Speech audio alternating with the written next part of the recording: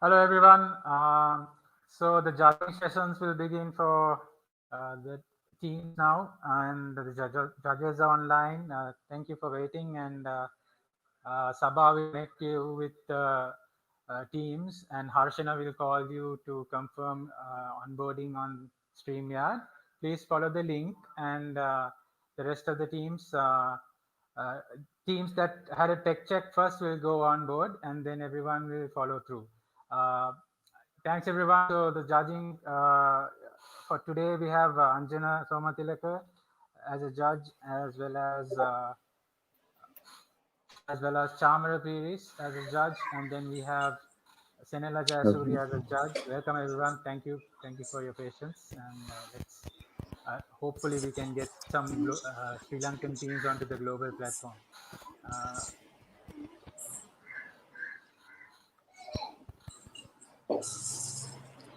Sabah, is the team ready?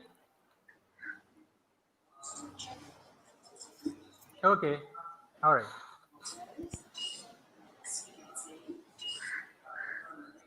Anjana, you could give a small introduction of yourself as well if you want. All And right. maybe Hi, everyone. Uh, Manjana, I started my career as a engineer. Then I was part of Cake Labs, then bought over by Cisco Labs. That's where I got my experience about startup. We built it with 10, 15 engineers from SL. And now right now I work as a CTO for a local startup called Insurby, where we focus on selling insurance online.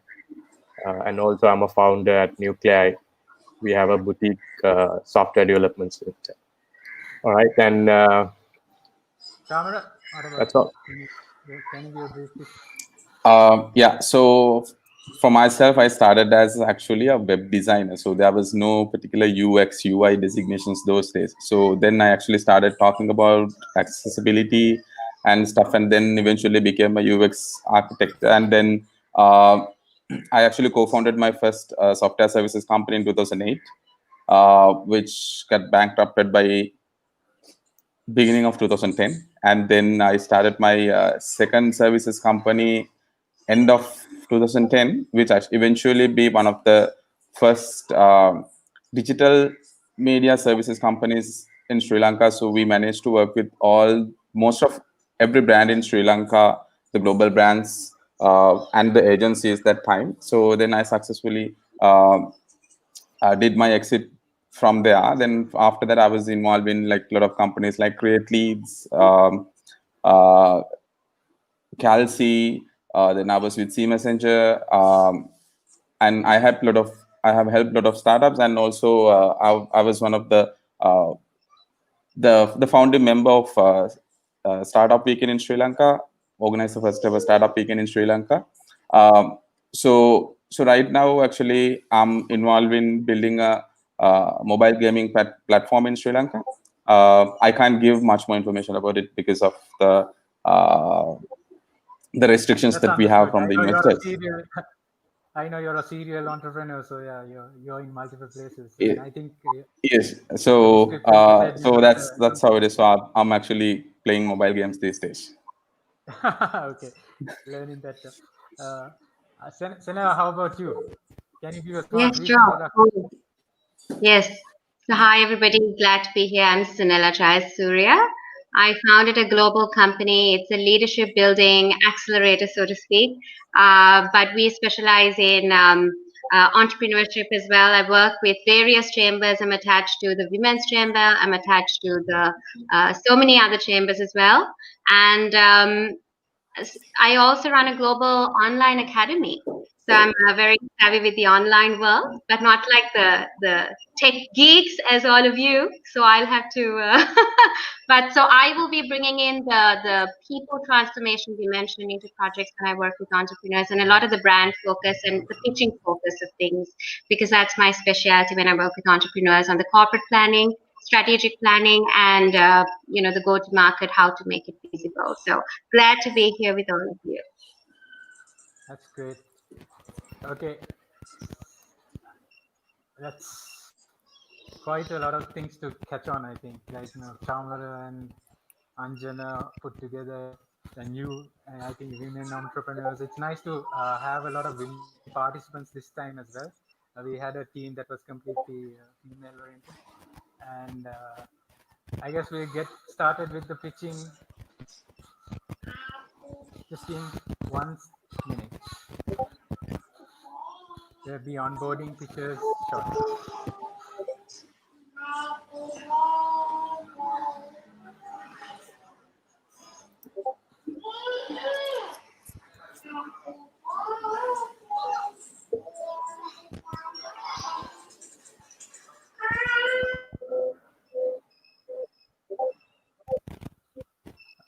Hello everyone. So the first team for today is Hack Super. Sahan will be presenting for you. And Sahan, here are your judges, Anjana, Chamara. I think one of them might have mentored, or maybe another mentor mentored your team. And Senila is the new face in the judges panel, and you can fix your sessions now. You can begin. Okay, thank you. I suppose that you can hear me, right? Yep. Okay. Very Hear clear. me clearly? Okay. That's Yeah, can hear. Is your pitch deck on? yes. Okay. You can see my Sabha, present. okay. All right. Yes. So, Yes, good. good afternoon to you all. So I'm from the team Hack Super. My name is Sahan. Let's get to the problem. So if we think about these current days, we have this really big problem in the world is the COVID-19 situation. And because of this, there are so many changes around the world as well as in the Sri Lankan economy itself. In the Sri Lankan, and even for the Sri Lankan lives, even for the entire country as well. So we have thought about what would happen to the current economy within the present days and what would happen to the future.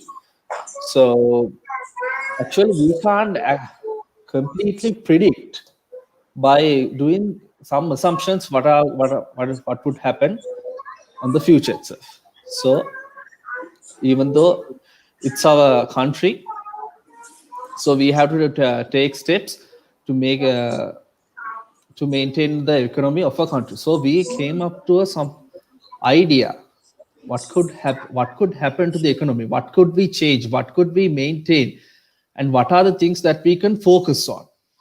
And we did some digging, we did some data analysis. So we thought of doing after doing some coding, some creation of algorithms and things, we came up to an interactive dashboard. We thought of giving out the people what would happen in the future and what are the things that could affect, right? There are so many variables.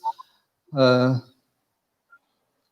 are so many variables that could affect this economy of the country, and even that would greatly affect the entire nation as well. So we thought of making a dashboard so that anyone could come up to this dashboard and see what are the trends going on. Because in economics, there are numbers. I suppose that all of you have seen it. That doesn't mean that you have to understand it. These numbers speak a story, right? So we have to understand what are these stories are and what would happen next. That's why we thought of making a dashboard which would use machine learning algorithms to predict what would happen on the future itself. But we have used some of the data which not from the previous Earth itself, because most of the changes happened during this COVID-19 period. And we have used this data and we analyzed it. We used some algorithms on this and we made a dashboard so that everyone could see what would happen in the future. If you think about the AI and economics, it's completely needed for the country, because I don't suppose that we could see something like that because in these present situations. So who to whom are we giving this? There are so many people in this world who would get a benefit from this factor. But for Sri Lankan itself, I suppose we have mainly focused on the exchange rates and the foreign incomes and other transactions.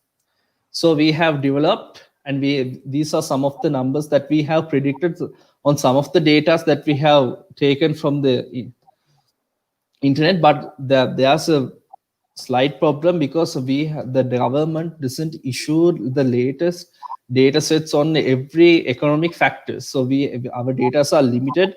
So we have used some of the average values in our website, and these are some of the data that we have gained. We can see that we have predicted from the January itself, and we have predicted for at least 7 days what would happen in the future in the economic sector.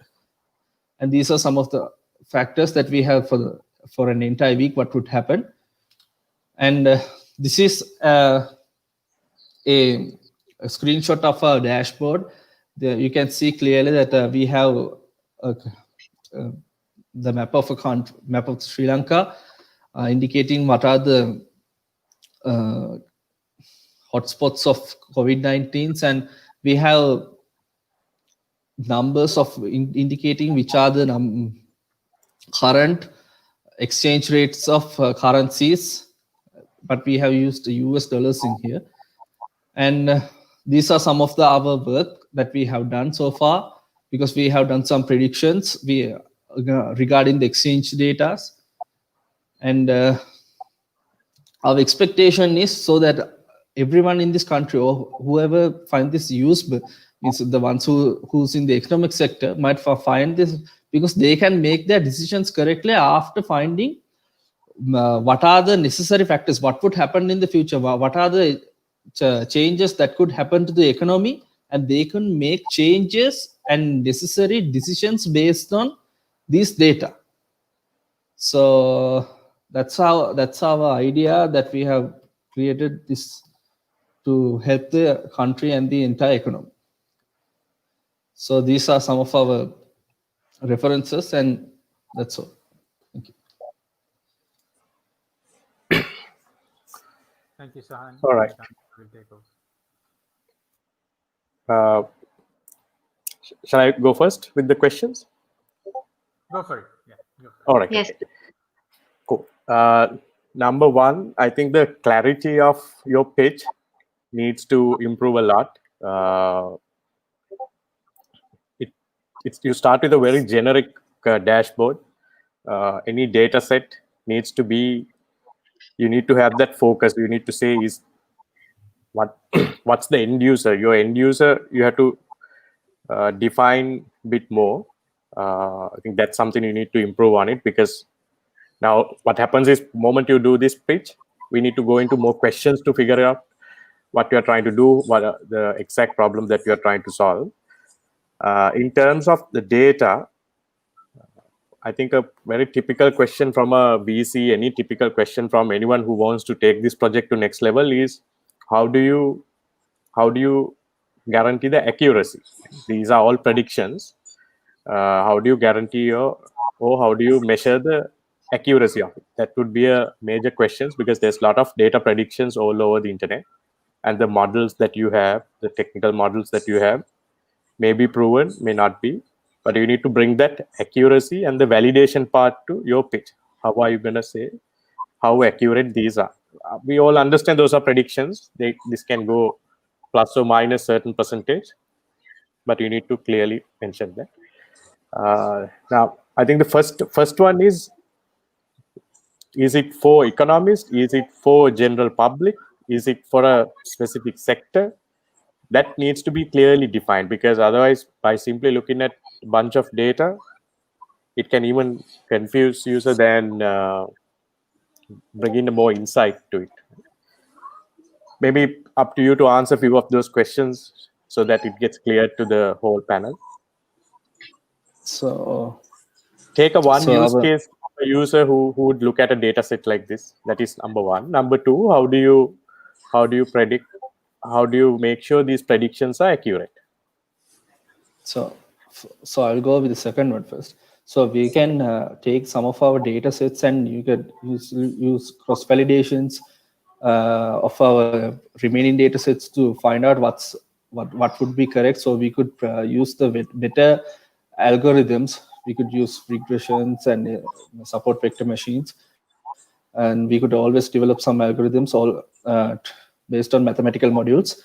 So because of that, we could find out what is the accuracy, and we could always use we could keep on updating our data set. So and we can find out what's the suitable algorithm for this.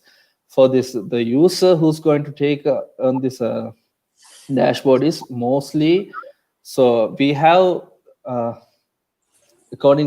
if you think about the dashboard itself, it doesn't talk about only the exchange rate, but we have mainly focused on the exchange rates itself, because the economy, the current standard of the economy can be clearly measured by these values. So anyone who's willing to do something, if a person who's ready to do some investments in the country, let's say if the exchange values are going, let's say we have to pay at least $190 per US dollars, then we can 190 rupees for one US dollar.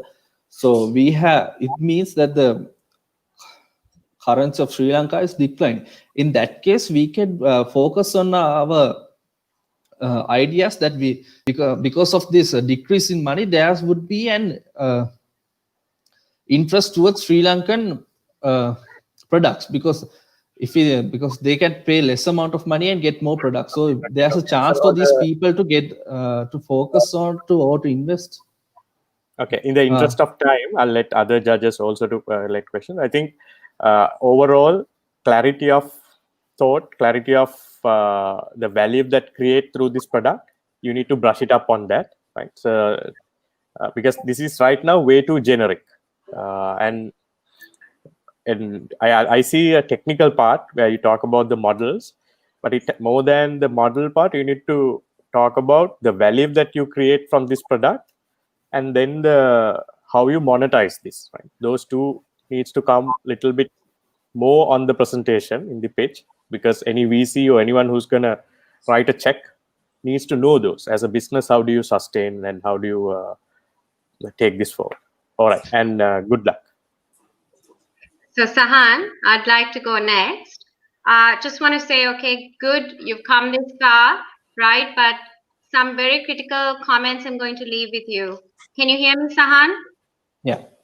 Okay, so yeah. Sahan, basically in entrepreneurship, right, if you start with the basics, if you look at something especially innovative, if you're looking at innovation or something creative, there are two key factors I want you to remember.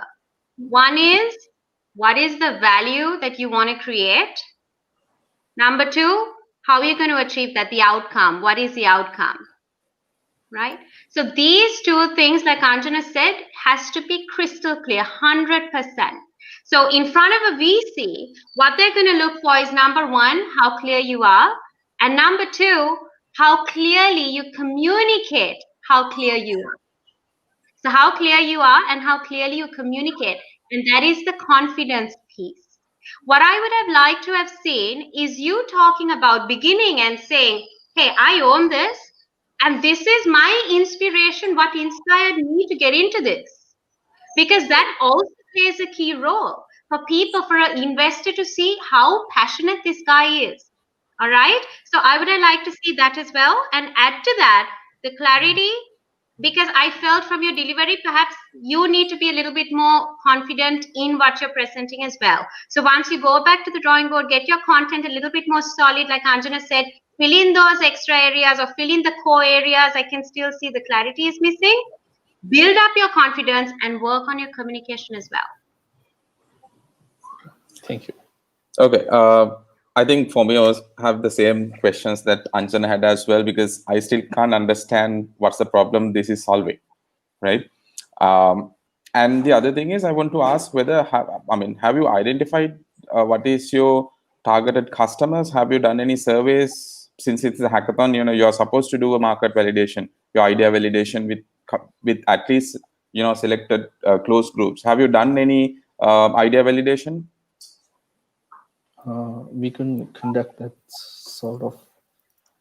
I think that's most critical part, because we will have ideas, but we don't know whether the other people have the same problem that as we have. And the other thing is, you started with a dashboard idea, but you ended up saying that you're more focusing on exchange rate predictions, right? If you Google, there are so many services available right now which predict the exchange rates in every country, in every currency.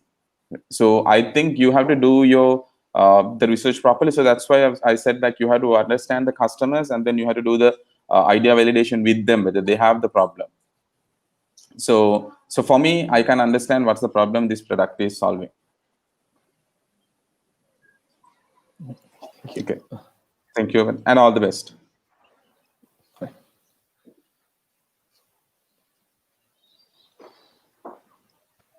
All right, thank you, Sahan. Let's see how it goes. All right, okay. Thanks. Thanks, John. Yeah.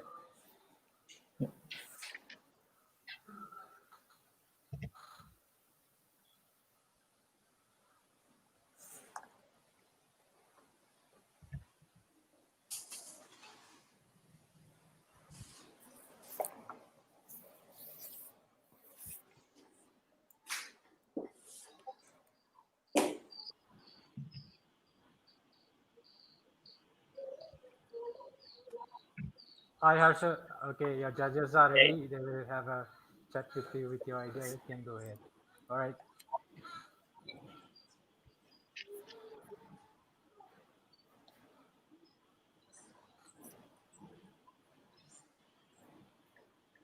Okay, Harsha, you can start. My screen is not shared, I guess. 1 second. Yeah, not yet. You have to share the screen. It is shared.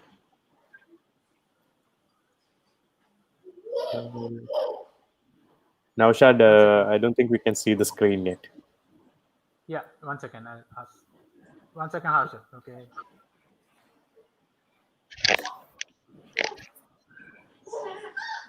Cool. I think So, you're set. all good now. All good? Good to go? Good to go. Cool. Hey guys, my name is Harsha, and I am the founder and the CEO of Help.lk. So we connect students with a tutor when they bump into a small minor problem for a quick and instant support. So all of us were studying at one point in our life.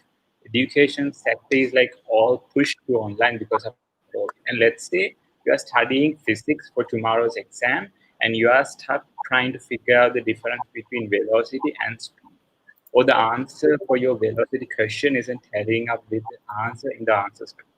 At that moment, we desperately need help from someone to solve that small bump, but there's no one to help. So this is where we come in. To solve this, we are going to connect students who need quick, small help with a tutor or a mini session. And students do not need to wait an hour or a week to ask their teacher to wake their siblings or a friend at 12 a.m. in the midnight. They simply can go to our website and request a help session. For tutors, it's basically like the Uber driver model. So this is our platform. All you guys can watch the walkthrough video in a minute. So this is our walkthrough video. I will play it right now. Guys, my name is Harsh, and I will walk you through our platform. So when we go to our help.lk main homepage, we can click the login or sign up button or start a chat button. Once we click this button, we will go to our login page of the web app. So here you can sign up or log in. This is the student's dashboard where they can choose to start a chat. They can click the start a chat button and choose the subject. It can be biology, ICT. Today we will be choosing physics. Once you request a session, the tutors will get a real-time notification as a student is requesting help. How we will send this notification will be in a manner we will shortlist the tutors based on their certified level and their schedule, and then we will start sending message on per person basis. So the first set of tutors will get a message. If they do not click the link and go accept the session, the next set of tutors will get the notification. Likewise, tutors will be notified until someone accepts the session. So this will be our virtual classroom. There is a whiteboard as well as a chat function. The student and the tutor can communicate using this platform. And then once the chat is done, both will fill out a feedback form.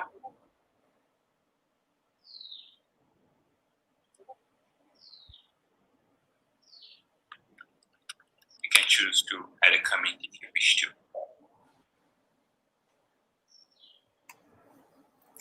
And submit. So there's a student system, like they can't play with the platform, and this is the tutor side. So the tutor side, they can see their impact summary, what subjects they are certified, and they can choose their schedule. It is in time blocks. Let's say university student don't have time when they have lectures, they can opt out to tutor here.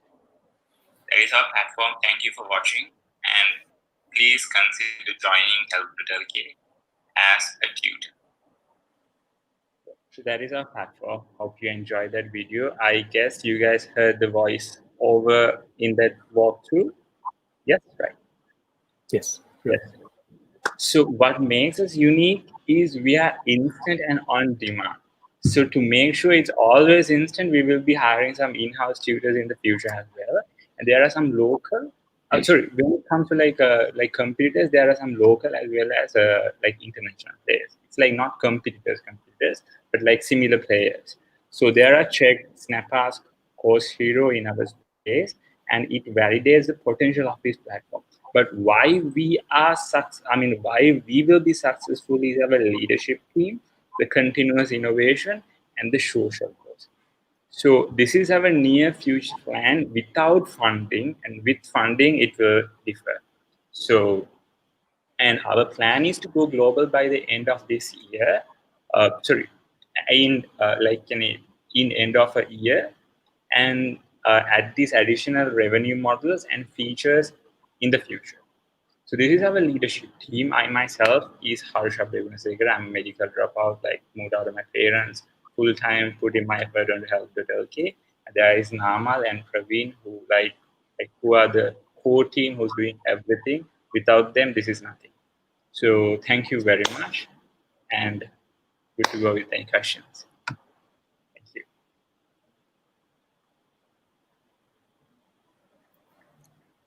Yeah, Anthony, you want to go ahead? No, go ahead. I'll go after. Thanks. Okay. For me, the product looks like it's been developed for some time, right? Yes, now it's couple of months. We were in the market for around a month. We have around 100 like tutoring user base and around 70 to 80 student base, all Right. organic.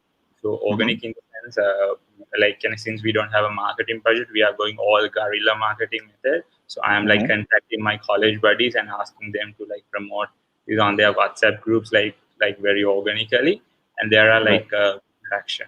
I mean, we roll this out as a free model, but now we are slowly, steady, like going into the future, like a paid model. Right.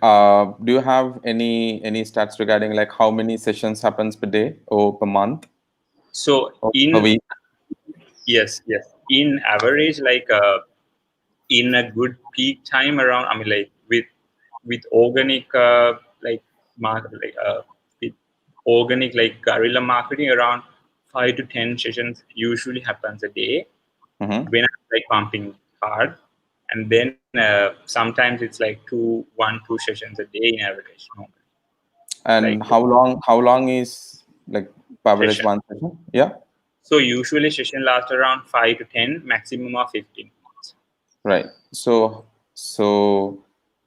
okay. So what's the monetization model that you're working on? So basically, we will introduce a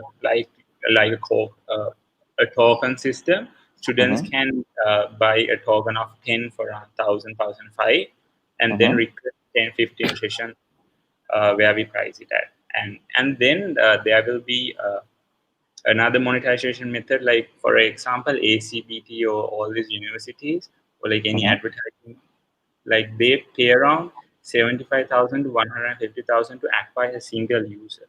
So we will know the data from the phone the students use, like how much they are spending on tuition, how much like their spending patterns, their school, their education literacy and everything. With all this data, we are planning on integrating an internal advertisement network, and we can advertise as well, and then add like other functions like on-demand lessons and also to the future.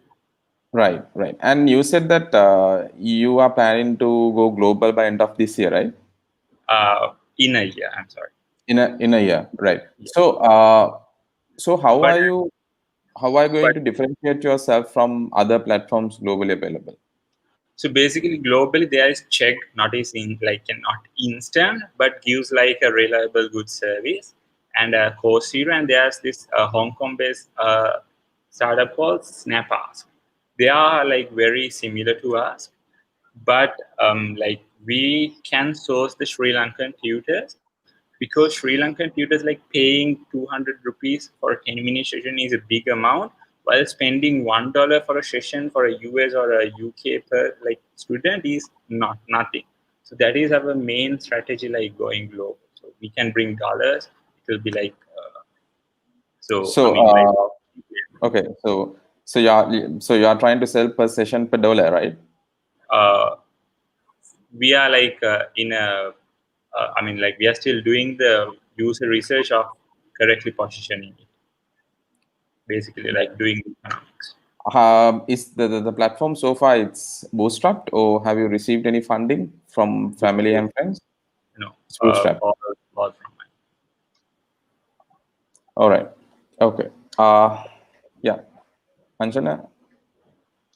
Sanela? Shana, you go first. Yeah, thanks. So my question is, how are you going to recruit the tutors and the screening process? What is your team capacity for that? Have you thought about that? Because see, when you talk about education, one of the key things is the credibility.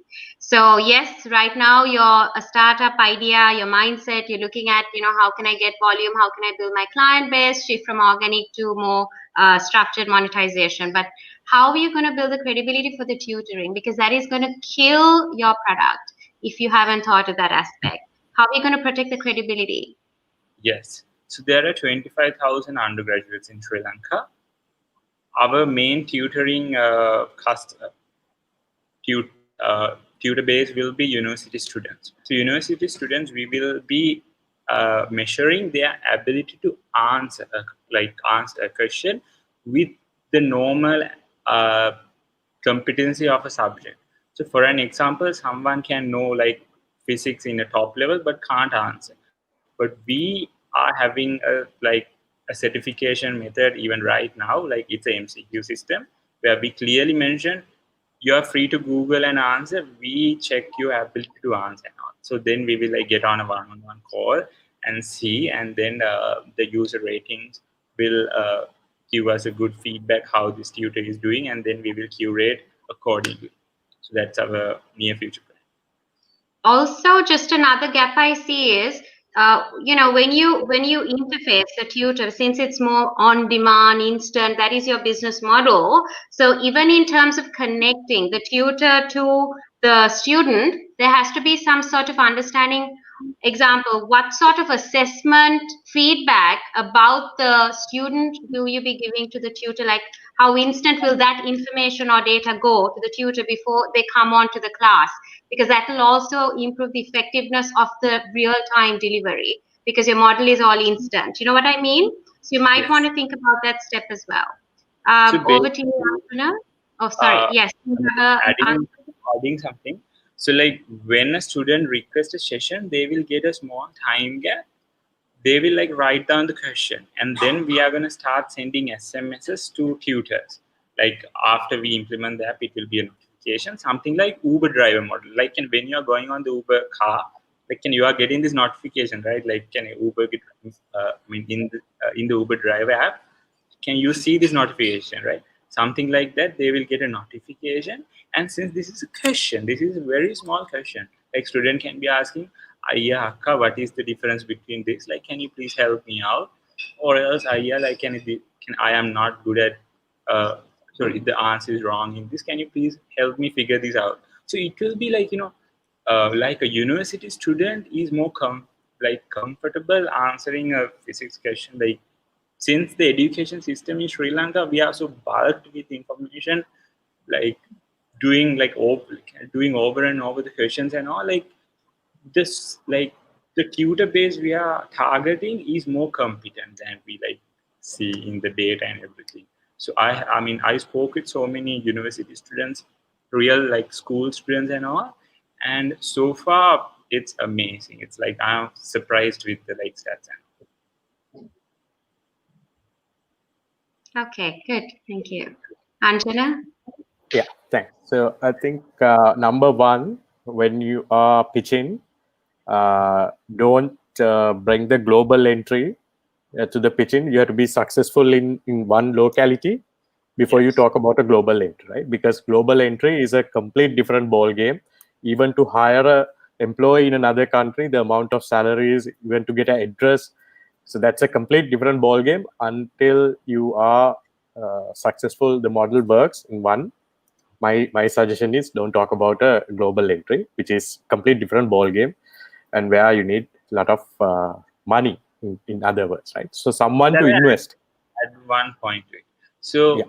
we did not go globally, but Mhm. there are some students like popping up from like France, Germany, and Sweden through our Instagram pages. Like I mean Instagram ads. I mean, and not ads, like posts. So when I like reached to these students and asked like how like you guys find us, so they were like our help.lk like Instagram, this hashtag with like education tech and like all, they have found us even though the domain is .lk.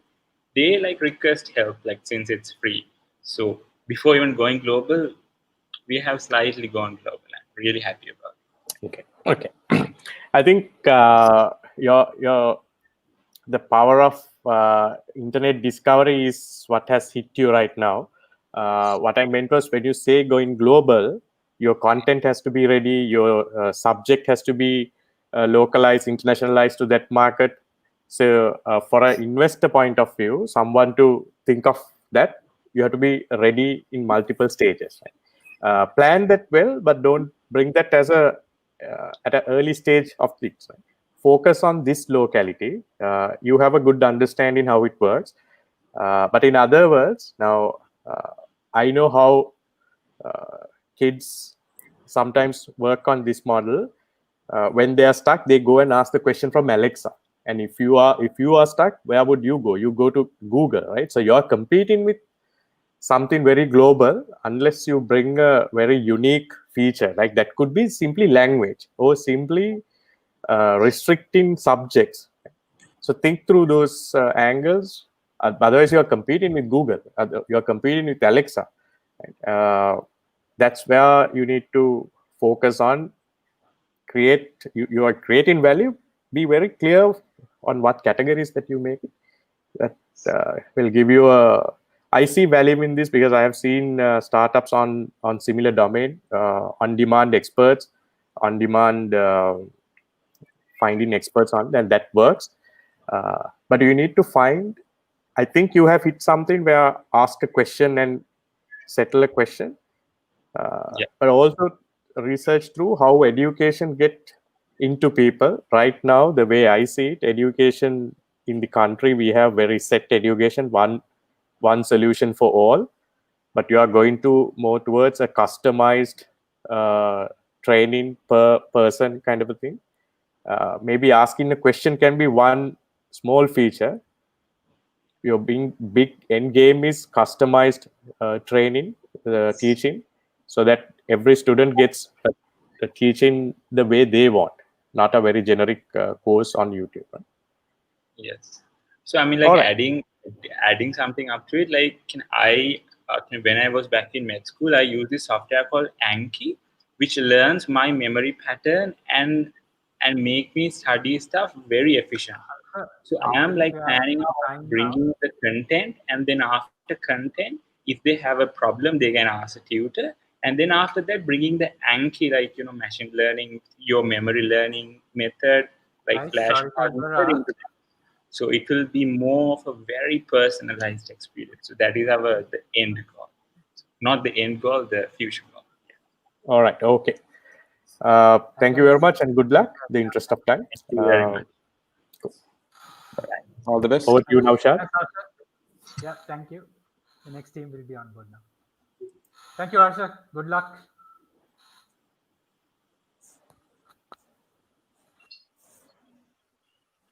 Hello, you guys can hear me, right? A little vague, but we can hear you.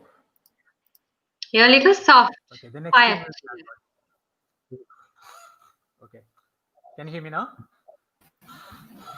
Yeah, okay. Okay, the next team is on board. All right. Hi, Jayani. So the judges are here. You can share your screen. I think you went through the tech check, right? You share the screen and then get on board.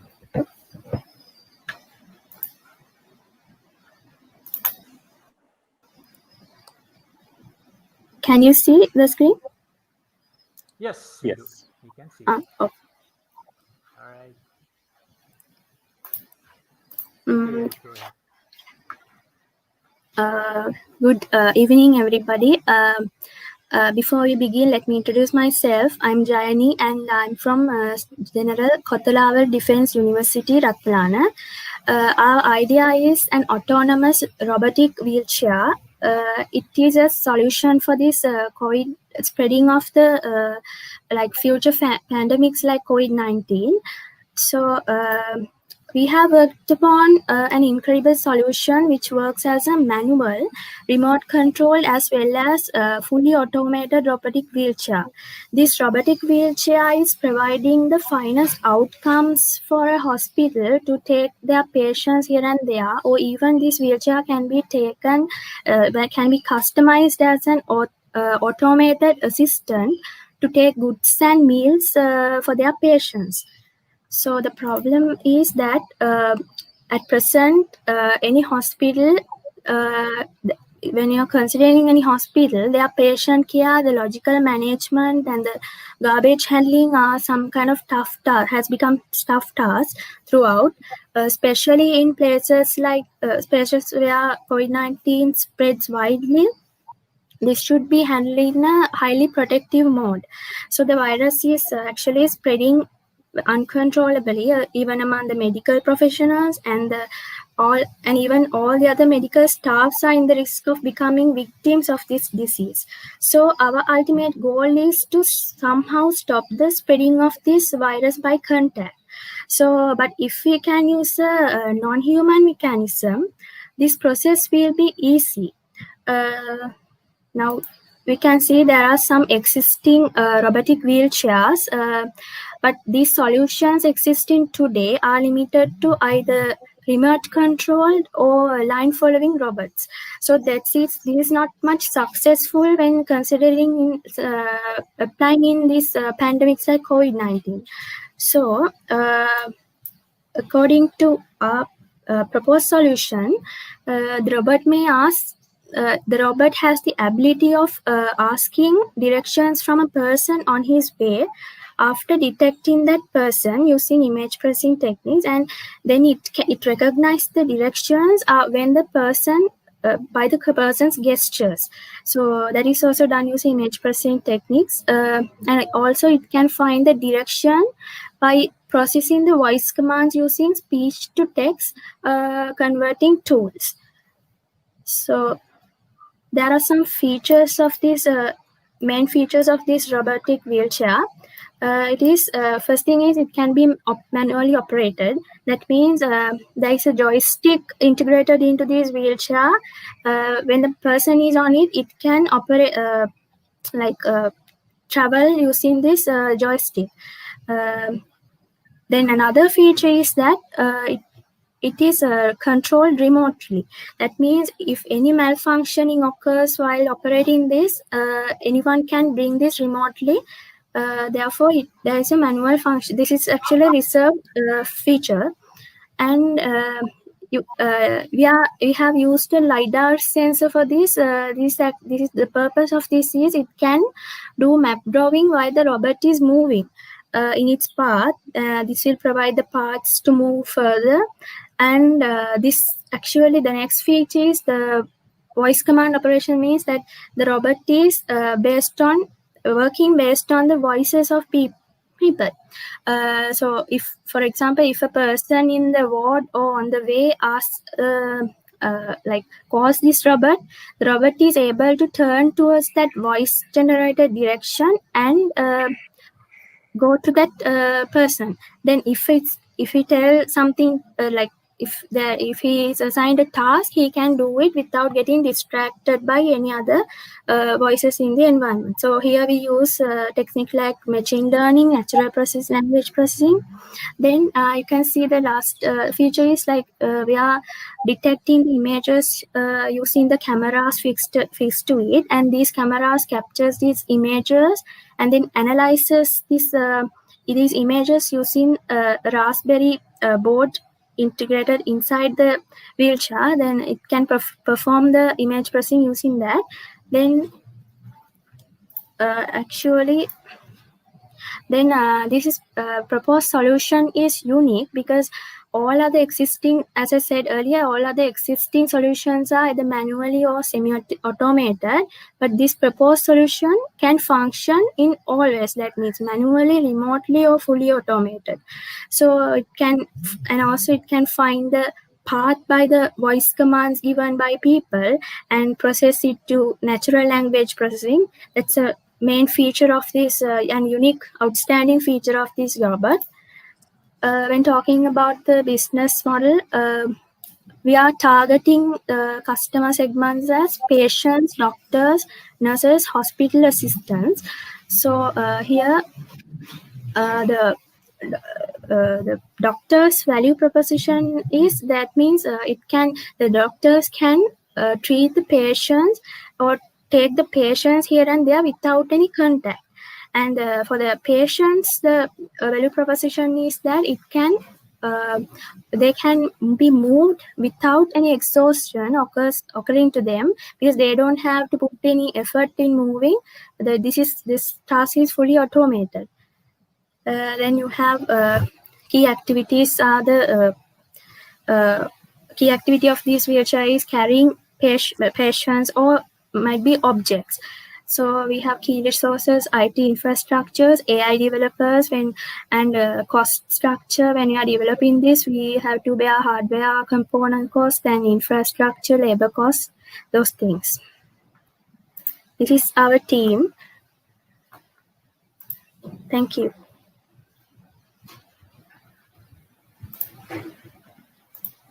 Anjana, you want to take the lead? Yeah. Okay.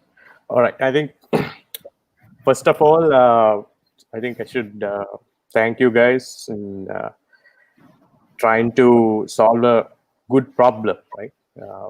Whether your solution needs more thinking, more tuning, you have put a sincere effort to fix something, because if another lockdown comes, we need devices, we need technology inside hospitals, right? There's no doubt. You have your identification is good, and good thought has gone into that.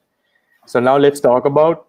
I'll talk about a little bit of challenges, and then you can define and refine your pitch based on that, and then also I'll give you a few points to improve. Number one, think of it, the real environment this operates, right? This operates within a hospital. That's where, okay. Yeah. So there are things like internet connectivity, availability of internet connectivity, the actual plan, built-in plan, how it works. Sorry, the actual built-in plan, the amount of space it takes in case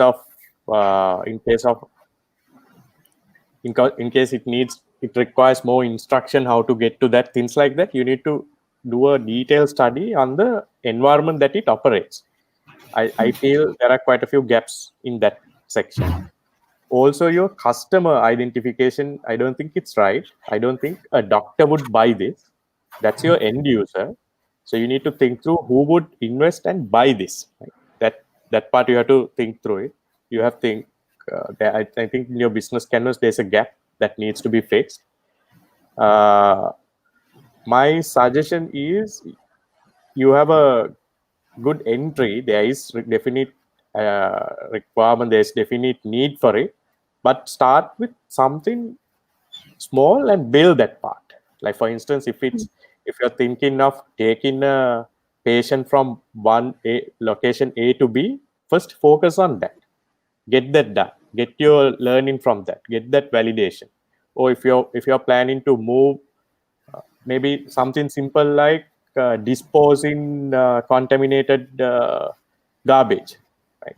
Getting them from one location to the other, because if human has to carry that, there is a risk. Focus on a very specific case and build that gives you more value than a bigger concept. Right now it's very conceptual. Shall I disturb her? Yes, Our right. campus has already produced this this schedule has produced a robot where they can take the objects, and that means any item on it, and we can develop from it that we can take patients and all. We can Okay, develop so you already have a platform that mention that actually gives a lot of value. Say that there is a platform, there is a product, and you are building on top of that. You have that learning. Mention that gives a lot of value. Then saying it's a completely brand new concept. And my suggestion is to focus on a one feature of that platform that you are building, then making this intelligent, making this can understand languages or multiple operation models, and then you can start building on top of it. All right. Okay. Yeah. Senela, you have.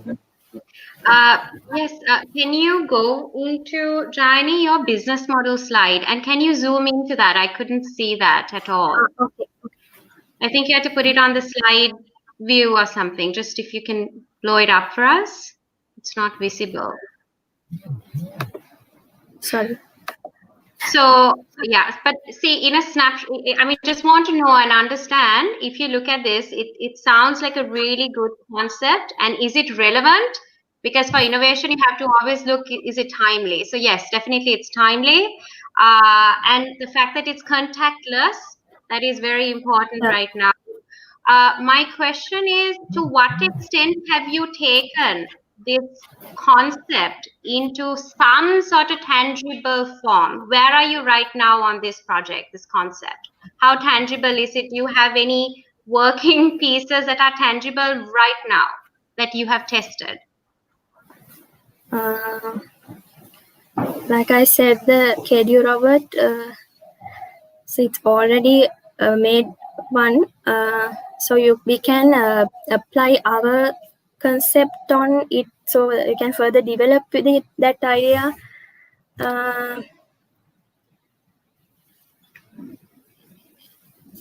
So your background is in robotics, and you're into that kind of thing as well, is it?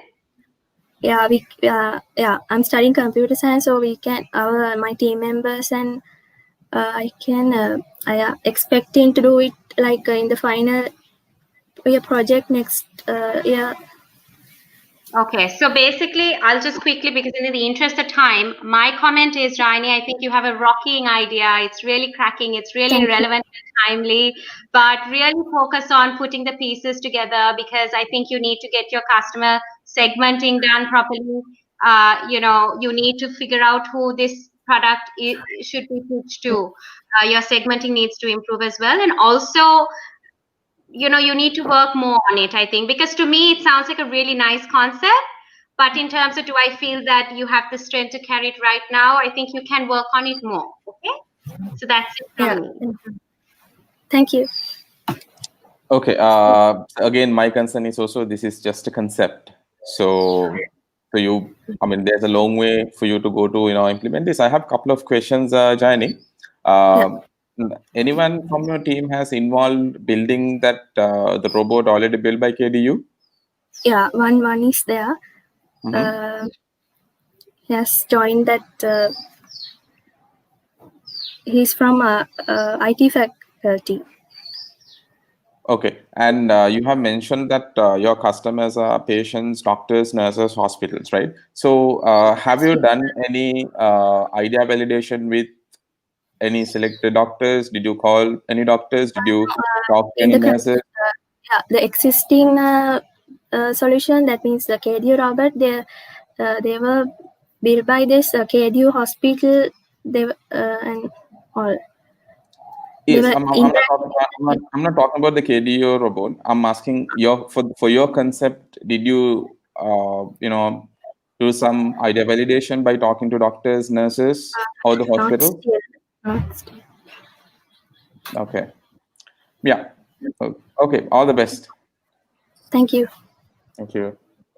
Thanks. Thank you, Johnny. Okay. Next guys, next team should be on board now. That company. Okay. Am I audible? Okay, we are ready. Yes. All right, you're live. Judges are on board. Okay, all good. All right, you guys can have a chat. Did you share the screen with her?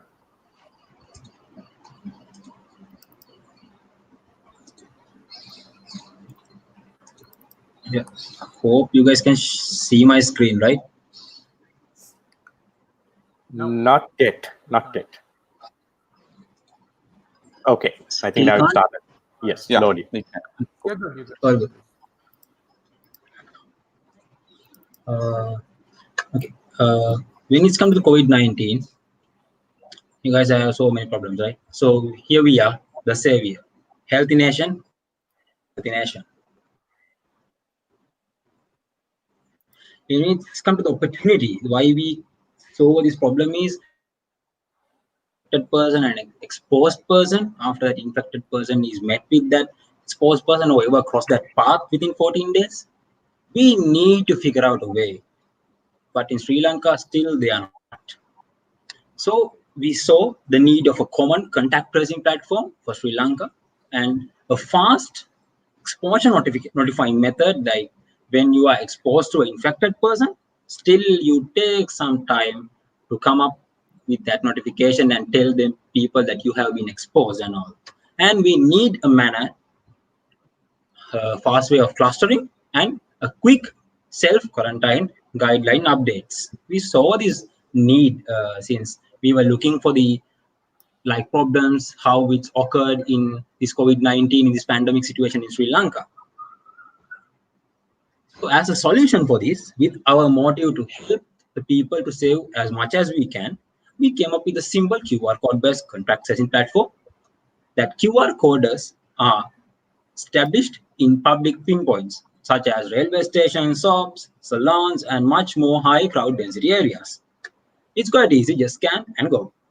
And most important thing is we give the exposure notification, and as well, if when a notified person get panicked when they got to they have been exposed to a person that infected with COVID-19, no worries, you can get the help indeed where you can dial 9191 or 1919 directly through the app. And the uniqueness. When it comes to uniqueness, this is not the first app that ever built to do the contact tracing, right? There are so much of apps that when we are doing our research on this area, we saw this. We are language independent, whether you can do it in Sinhala or English, it's up to you. It's up to the user. With his or her free likeness, they can work on that. And we saw a very bad thing on other apps, that is all of them are putting the weight on the user. But here we take the weight we take the load to the server, and it's quite lightweight on the user end. And the higher user experience. I guess most of you guys have used Snapchat, right? It's quite easy. Just come, open the camera, and just take the damn photo, and that's it. So we took that user experience thing as well to integrate to this platform. And the most important thing, real-time exposure alert. When an infected person is identified by the officials and the government medical officers, they are can easily cluster and alert the user that have been exposed to this particular infected guy. And self-quarantine guidelines provide. This is much quiet to stop the being panicked of those people who are really get panicked when they are up to something. And the tracing method. There are two kind of tracing methods. One is the centralized contact tracing. The other one is the decentralized contact tracing. We are much focused on centralized contact tracing since we don't have that much of technical capability to develop this decentralized contact tracing method where you use two keys for the hashings and some much more privacy concerns. And when it comes to centralized contact tracing, it's always about network-based tracing systems, much like these apps. So that's what we are targeting now within our platform. And the competitive analysis. You know, this is not the first app ever built. There are two tech stacks mainly used for deal building. We only focused on one tech stack. We only found actually one tech stack first. And when we talking with our mentor for the first time, he told us just to go and find why they are not using QR. So we did some good digging up, and we found there are another app in China using QR and app in New Zealand also using a QR methods. So in this India, Japan, Singapore thing, they are using Bluetooth and GPS. In this other China and New Zealand, they are using QR and GPS. In this Bluetooth one, it's quite they need to always switch on the Bluetooth and the GPS to get tracked, and always need to contact two mobile phones to get traced. It's much like we saw a really security threat out there. That's why we came up with this QR idea. It's QR idea even on China and New Zealand. They are not really came up with this feature phone support with USSD or anything. They only focused on the iOS and the Android. And even the Android, we are focused on Android for this time. Even in the Android, they came up with only for the API level 7, but we came it down to level 5 to support older versions as well. But especially as a Sri Lanka, as a developing country, we need to cater to the older versions of the mobiles as well. And the smartphone thing. You just open the QR, just scan the pinpoint, and off you go. When it comes to the feature phone, the USSD thing, first you have to register to our system by using a USSD code like 7878, and then enter the pin code of the particular place, particular pinpoints location ID, and then send us the message, and then off you go. The tech stack, the underlying magic of us. We use Android Studio to develop the mobile app and the Angular for the web app. We have the database of Firebase. It's quite temporary. We are still having some issues in the Firebase as well. And the REST API, this is the REST API thing is almost about we are building an API to cater to the other developers as well, and the idea mart for the USSD one and the GCP. Our go-to-market strategy is we giving discounts for the people who are scanning. It's much more like a gamification manner. We give point levels. If you can up to 100, you will get 50 points. That means you can catch it up to get a discount from a railway ticket or a CTB bus or any fee that you have to pay for the government, even a fine too. It's up to the person who's using it, and the public advertisement via social media and the mass media. Since we are much more focused on social entrepreneurship thing, we are not much into the money, but still we came up with a revenue model where we give that API for the developers as well as local advertising within the app. And that's not really cool. User story. We came up with this story as take the user as the Kusal. He is an infected user and he is an infected user of the Savior. Just be like Kusal. Let's hear what he had to say to us.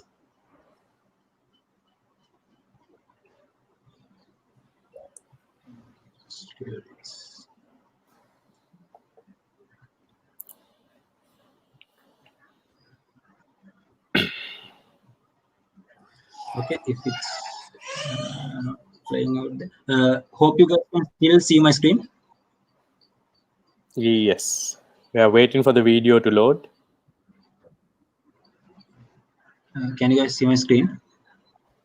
Yes. But yeah, we can see. We are waiting. Yeah, video is sure. still loading, right? Okay, it's loading here, I guess. This is a prototype that we built. It's not quite clear. Can't hear the voiceover. If you can just talk, then we can hear.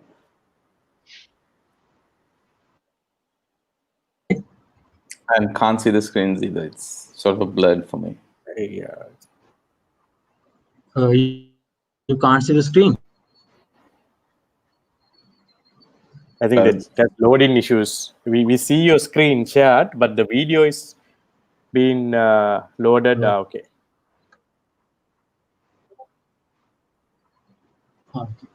You You can. have You a guys can see the offline video, version? right? Yeah, now play it.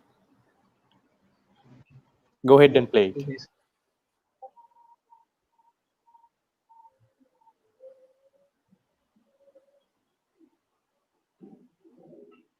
Okay, maybe his bandwidth is down, isn't it?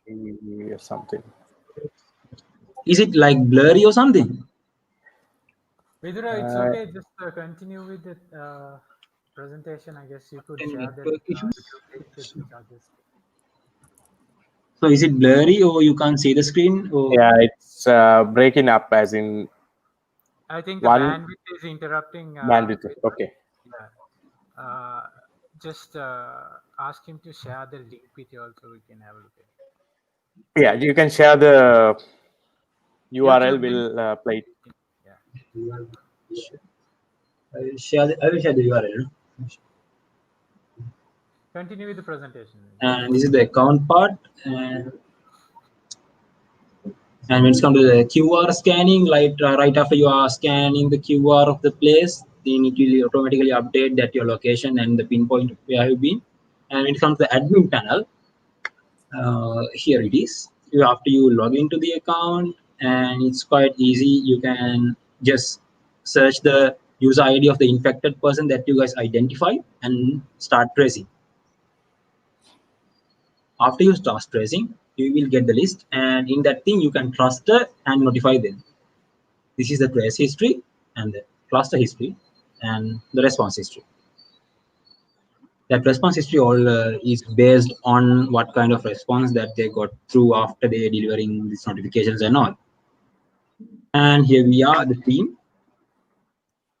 And we have the next up queuing up, because we are much more serious into this. We're gonna definitely try this out.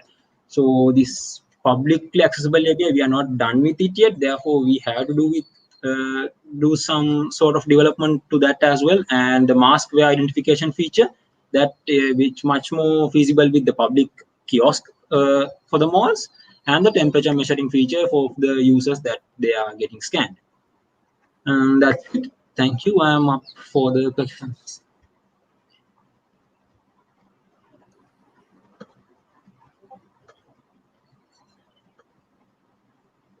Shanela, Shanela, you want to take? Yes, thank you. I have just one question for you, Vidura, and that is, Yeah. can you explain to me what your this whole thing is in 15 seconds? That's it. Take everything, 15 seconds. You've met me in an elevator somewhere, and you have only Okay. 15 seconds. I still am not clear. Okay. You know, I'm trying to get the novel feature out. Just give it to me in 15 seconds. What is this? Okay. Okay. What is this? Okay. Cool. You need to go to a place, a public place, and you need to scan it out. Before you're going, you need to scan it out. So you go to a place and then scan the QR code of a public place just to make sure that you came to a place, and you point out that place on the map. And after you have been on a place that an infected person have been, so the government person is going to scan the you infected person's ID and then trace back to you and said you've been there and notify you that you have been here. This is the self-quarantine thing. Get self-quarantine. Simple as that. Okay. Okay. So as a concept, I haven't heard of this launch in Sri Lanka. So that's good. But I am aware that New Zealand has already published some very similar reports on this work. So, but just want to tell in terms of, like, what is your unique selling proposition? Because, Yeah. this is a generic concept, but what would differentiate you?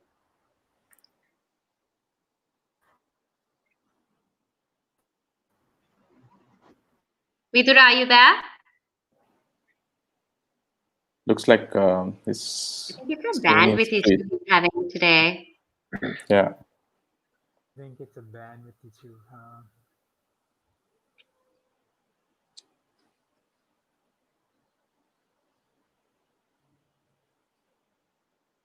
Yeah, I think judges. I think he has a bandwidth issue. Unfortunately, might not be able to Okay. continue. I will forward the other team, onboard them. Next team, yeah. Okay.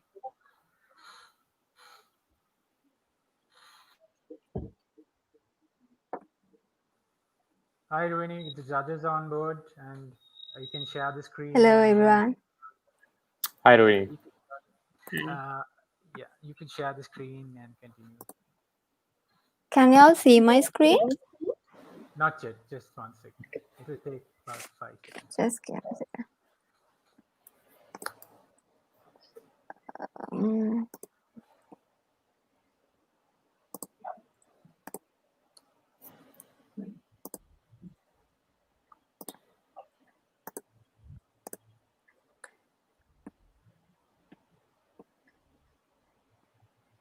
Can you all see it now? Not yet. We can see your video, but not the screen. Okay, wait. Did you try sharing the screen, Rooney? Sorry? Did you try sharing the screen? Is it that? Share screen? No?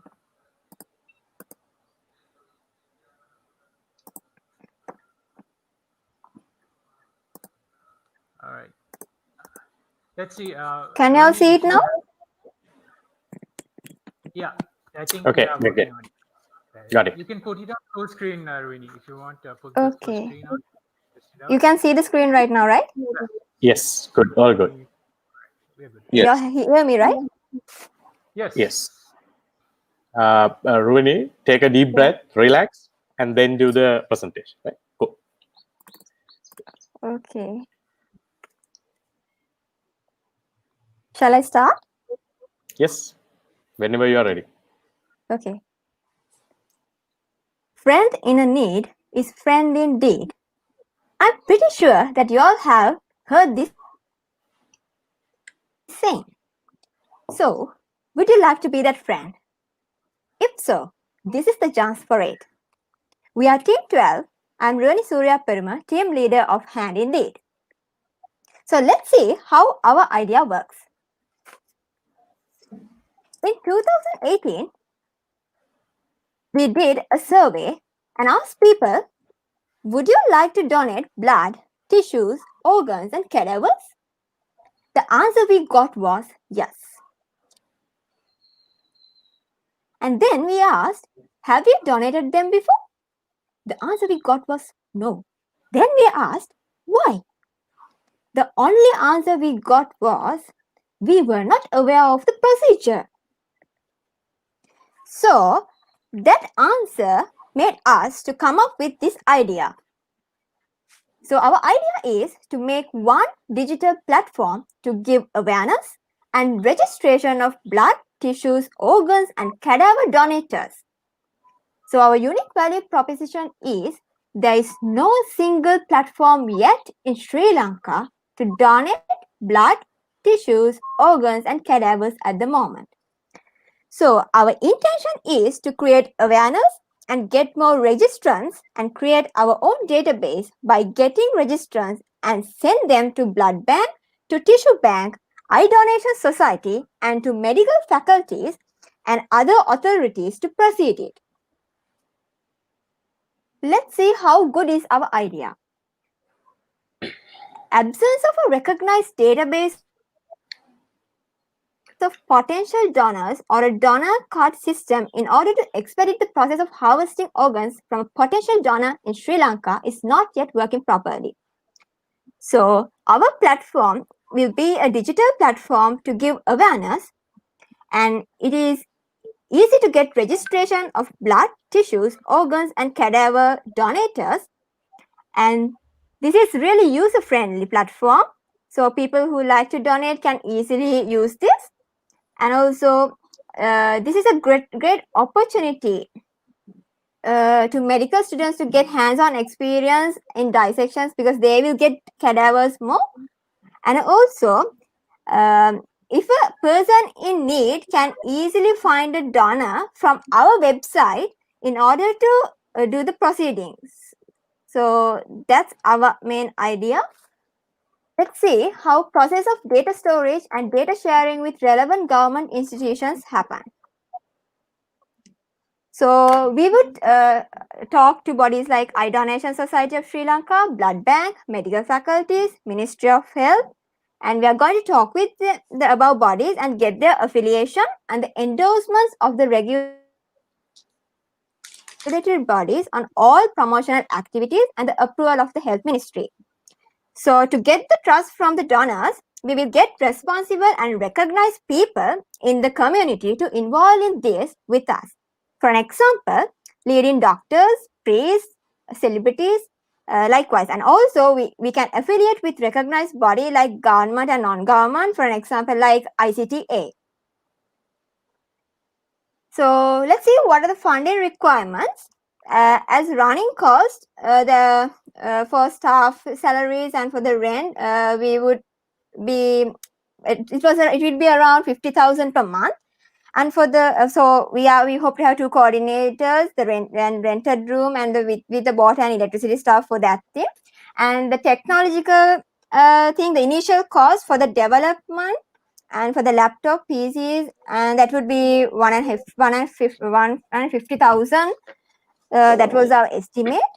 And the promotions would be done through social media platform.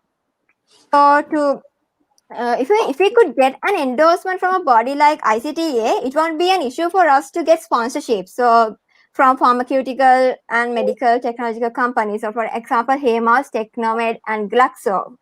And also, we hope to keep a separate account for the volunteer donors to donate financial aids. And also creating brands of t-shirts, caps, pens, and wristbands like stuff, and we will collect that money and we will put that money into charity service. So we can use that money on behalf of the needy people for wheelchairs, clutches, and operation such stuff.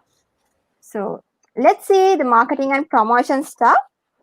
So we use Facebook and social media, word of mouth, ads, and email. So here, the first stage, we are doing the social media campaign. The second stage, we are hoping to go and meet people with like the consultants, the private hospital, and like stuff. And then the third stage, we are getting the help of the celebrities to do advertisements and promoting our charity service. So then the user journey, so the awareness through social media platform and word of mouth and digital media. The registration is done through our website, and the users will be guided to our website on how to donate, and then we will be giving a certificate as a reward.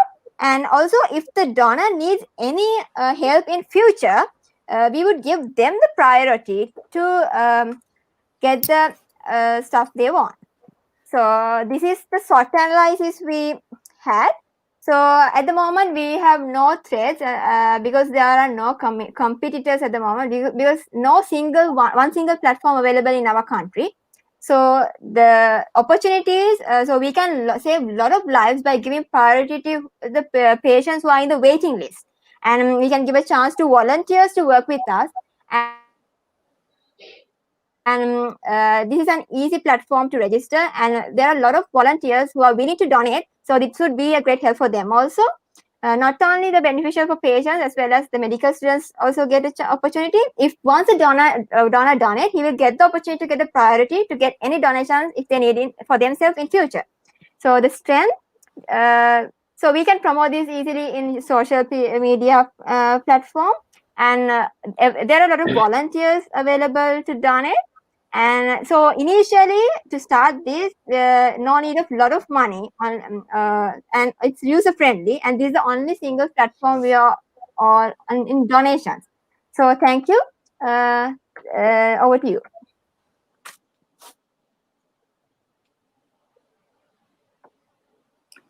Anjan, you want to take the lead? Sure. Okay. I think, Rohini, from a problem identification point of view, you guys have done a good job, right? A very simple technology solution can build a can get this and provide a service. That's quite good, right? And especially a country like ours, not having a simple database for something like this is actually unfortunate. But you have identified that's quite nice. I have a lot of questions, and I think there's a lot of clarity that you need to put into in terms of formulating this as a business model, identifying where you create this value, and a platform like this. The first thing for me is the quality of content. Like when someone registers as a donor, how good is that lead? How you verify that? Things like that. I think in your next presentation, that is where you need to do more research, talk to experts, get because the technology here is very straightforward, right? You don't need to go into details. Tech here is very simple, like a web application, database. That's quite simple. But talk about bringing partnering with right organizations where they really have this problem. Right? Blood bank can be a starting point. How do you make sure the quality of content on this platform, and also think of the discoverability? And I think for a solution like this, you need partnership. You really need a good partnership with the government. Think of those strategies. Think of a business model around it. Then I think you have identified a gap in the system, but your execution needs to be more methodical. That's where you need to, and the other judges will have more points to you as well on that. And then good identification. Thanks for coming. Thank you. Okay. Yeah. So for me, the one question is, now you are going to do not only blood donors information, but some other information as well, right? So I believe so there will be some information regarding the whoever the people going to register on your platform will have some health related information saved on your platform. Is that correct? Yeah. So have you looked at any compliances for storing health related information? Because it's not straightforward, because you won't be able to save, I mean, it won't allow to save health related information on your platform without any global Can I interrupt you for a second? The thing is, Yes. yeah, me and my team member, we thought of like we are just getting the information, just whether they are willing to donate and stuff. Though then we send our database to the blood bank, cell tissue bank, and medical faculties. From their side, they will implement with proceedings. Their side they will do it. Yeah, because we are only doing the getting the information and giving them back to the related authorities. True. But in my understanding, when it comes to the health related information, you will be storing those data in your servers before you hand over to the blood bank or the eye bank, right? So you have to look at that part as well, because in my understanding, there are some international compliances that you have to follow to store health related information on your platforms, and sometimes the hosting services even won't allow you to store those data. Right? And you have to do that research, because you will be saving some of the sensitive data, and there are a lot of people, even criminals, actually looking at those data. Okay. Right? So that's one thing. And have you how many team members in your team? 2. So have you both donated blood earlier? I'm not, because I have not enough weight for that. Yeah, so I think you have to talk to people who has actually donated blood, and understand how the process works for them as well, and then you have to talk to the blood bank and understand how the process works there as well, right? So that's how that's how you will be able to find the problems as well as the solutions. Okay. Right. So with the presentation, what I saw was it's a nice presentation. Yes, there's a requirement for this, but again, you haven't. Again, I'm telling, even for the last few presentations as well, the idea validation not has happened. So you had to validate the idea, because idea is there, right?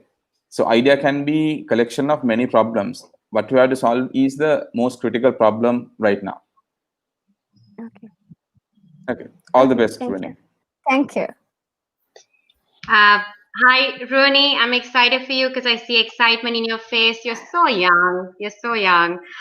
So listen, right? I'm going to talk to you like an adult. Here's what it Okay. is. Few things I'm seeing. Now, if I look at your system, what you presented to us is a system. So there are three key elements that you try to capture. One is the awareness piece, which is your social media, all of that. The second is your directory piece, the listing, the directory. Okay. The third, which I would have liked to see, is the matching piece. So you have the awareness component, you have the directory component in your system, and then you have the matching component. What am I talking about the matching component? That should be your USP, child. Example, you're talking about having a directory for organs, blood donors, collecting this massive thing. But end of the day, how are you going? I'll ask you a question. What about kidney? What is the credibility of your system if it's only a directory? So you get the people to register their organs, but then what is the functionality thereafter? It's just a listing. How are you going to take it thereafter and create more value? What is the scope of your idea? Scope equals scalability. Understand? So what you Yeah. need to look at in your system, what's lacking is the matching. Now that is my example. If I'm a donor of kidney and I want to volunteer and donate my kidney, how do I know I'm going to match and be a match to the relevant party? So you have to focus on the donors as well as liaising with the recipients. Now, when Recipient, it yeah. comes to that dimension, there is another thing you're missing. Your running cost. I hit my forehead on the ceiling when you told me your running cost was only 50,000 you projected. That tells me that your mindset, you're looking at it as if everybody is going to volunteer for this. No. You're in the business of medical. You know what medical means? You have to have Yeah. a credible team. Your running costs cannot. So your mindset also needs to be fixed. So I want you to focus on the matching functionality and your mindset. Coincidentally, they're both M&M. Okay. So you need to work on that because your mindset right now is of a volunteer, not of a leader. So if you have to Okay. think about getting this, and if you really are passionate about this, are you passionate about this? Then you have to change your mindset. No more volunteers and 50,000 running budgets. Your scope is not enough. Okay. So work on the matching dimension as well. Otherwise, it's just a Okay. yellow page. It's just yellow pages. Okay. But good idea. All the best. Okay. Thank you. Okay. All the best. Hello, guys. Just we'll have a short 2-minute break and we'll onboard the other teams. Sure. All right. Thank you.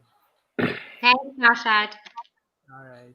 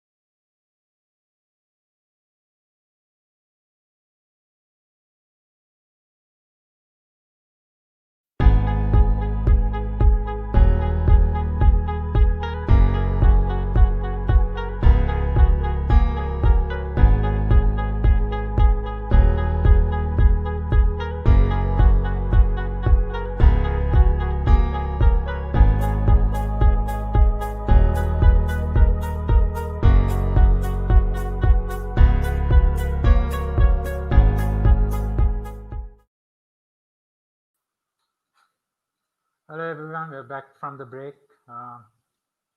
Welcome back Senai, welcome back Anjana, Chamara. I think the team is ready to go. We'll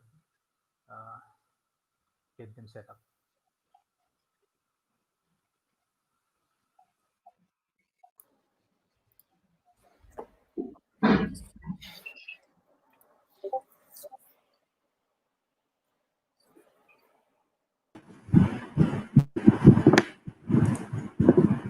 Hello team Singularis, welcome aboard. Judges are ready.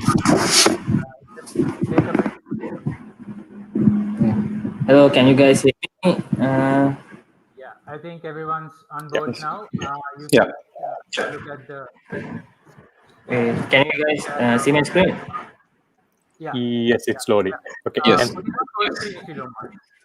Okay, so our product name is called Ruhiru. It's also a blood donation app, and we have like three main problem statements.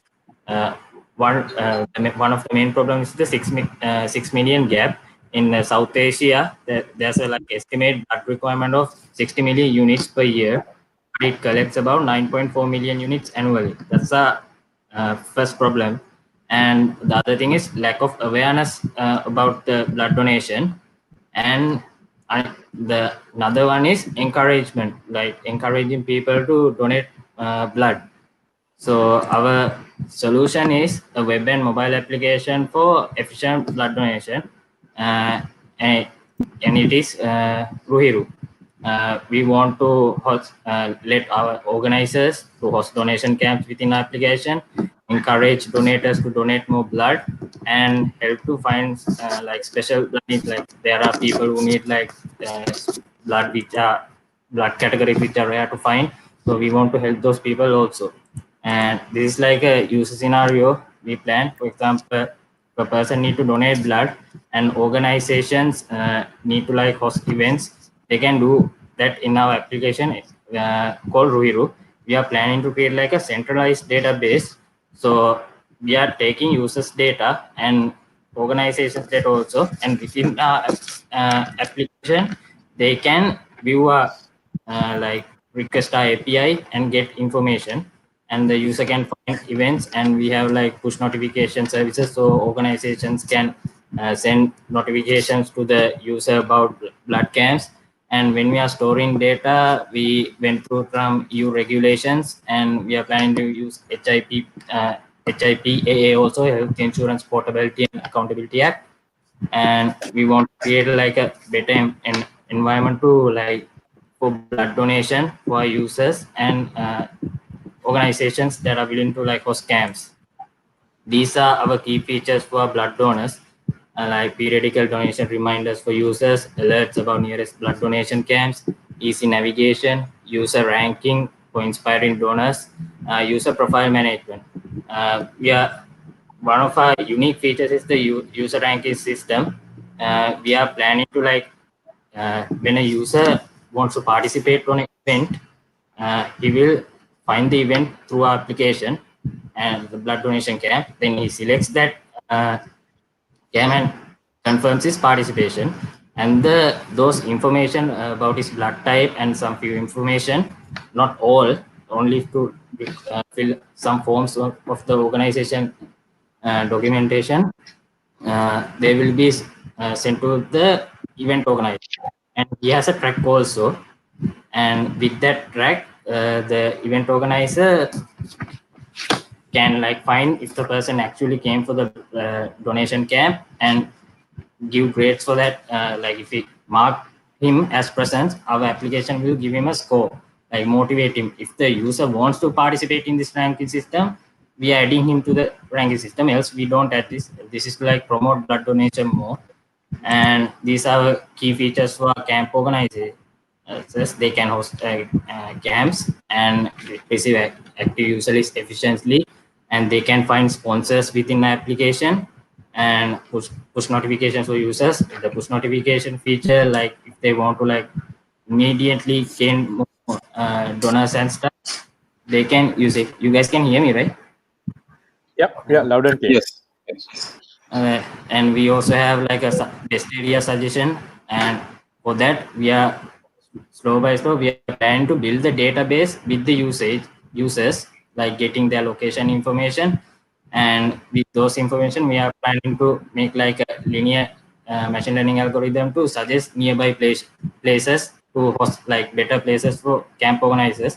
Because we met call some people and met some research and found out like when a camp organizer like organize an event, he needs like a proper blood count to like donate. If he doesn't do those stuff, there will be like problems, like problem stuff.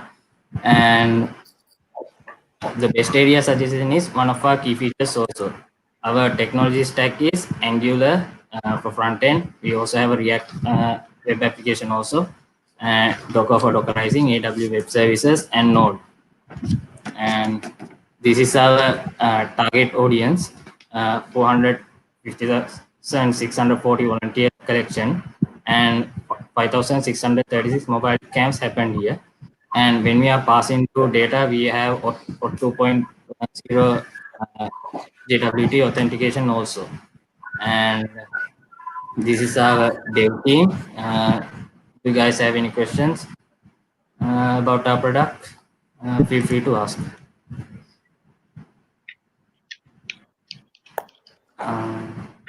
Shamara, you want to go first, or I prefer to go last for this one. Okay. You go ahead, Archana. All right. Okay. Cool. I think very similar to another pitch. Just tell me, how did you come up with the idea?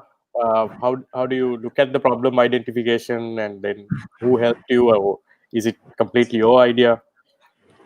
This idea we came with, for example, like the recent COVID situations, we thought like might be new situation, like emergency situation. For example, the Lebanon situation, like explosions, like when those stuff happens, people need blood, right? So we want to like create a proper database structure to like get blood donations efficiently, like in countries like ours. And we want to like make users join more efficiently and donate their blood. Okay. The reason I asked, for some, even though we don't have tech in the Sri Lankan health system, the hospitals work on an efficient manner when in responding to emergency situation. Like we have had those, and during bomb blast, for some magical reason, the manual health system what we have has been working, and they have protocols of getting blood, getting everything done. So I just wanted to see whether your environment scan, whether you studied the current system and then came up with a gap, or is it a bit of a hypothetical gap that you have? We went through some research data also. It's in the slide. I added some links also, like documents and articles about this, like encouragement and awareness of like that. So what is the exact problem with the current healthcare system in responding to a crisis situation? And responding situation, for example, our country like mostly running through manpower, right? For example, like virus, something like COVID or something like that. Think of a new virus that like will attack the blood cells and like destroy blood like very rapidly, and it gets infected a lot. If our medical team gets suffered with something like that, the amount of manpower will be lessened. And when something like that happen, it will be really hard for doctors like find donors and stuff like that to like inform people and to bring people like that. So before that, I want my team want to like create like a proper application that will help to like gather data really easily. So it will help when there's a less manpower situations. Okay. I think when you're presenting for the next one, you have to be ultra clear, and identification of the problem on the ground has to be more thoroughly studied and say, this is how it works today, and this is what you're solving exactly, right? I see you're bringing technology into it. That's a good thing, but exact problem identification and the solution is not yet fully thought through. So that's something you have to put some effort. from a identification point of view, good. Technology also not a very challenge in a system like this. Standard web mobile apps databases can get things done. I think you need to think a little bit more new tech innovation to add value to this, especially to make it more appealing to an investor, someone who's gonna write a check for you, right? That's something you need to focus a little bit more on. Yeah. All right, Chanel, up to you. Yes, no, I completely agree because, I can see that very clearly you have your tech stack under control and you've obviously paid a lot of attention to that. But what we'd like to see is the value stack. I want you to go back to your drawing board and unpack your idea, which is great, but think about how do I make this more attractive and appealing to others? That is where it is right now because your tech stack is there, but your value stack is weak. It can improve. All right. So your value proposition is where you need to expand. All the best. Yes. Thank you. All the best. Nisal, if I'm gonna invest on this, what will I get in return? For example, our application is completely free for users, but when a user is in the application, we are like planning to like push advertisements through Google AdSense. And the latest trend I have seen is like for application like this, people are willing to donate a lot for the application maintenance. Current YouTube streamers doing events like that to get donations for like projects like this. So when those donations come, they are like giving like project like Patreon ones, like monthly subscriptions to support the project. We can gain profit also. And the thing is, for camp organizers, like the push notification services and like host emergency services and push these like events to the user side, they need to push those like rapidly, right? In those terms, we are like giving a higher priority to them if they have the premium subscription with us, like the organized ones. Else, there will be like a normal push notification, like alerting.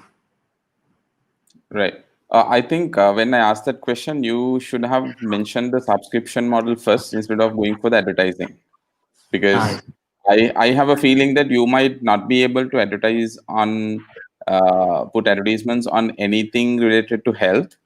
And the other thing just hit my head is that these days, especially the Apple App Store, not approving any mobile apps related to health. Right. So you have to do a lot more digging into those things, because everyone is building a lot of health related stuff these days. So you have to be very unique, and you have to make sure that your the value that you are creating is actually giving the return. Yes. Okay. Yes. Thank you. All the best. Okay, thank you. Thank you, Nisa. All the best. Good luck.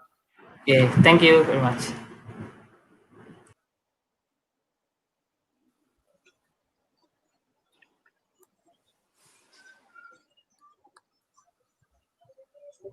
Hi, Parami. I think the judges are they're ready. If you're ready, we'll be on hold.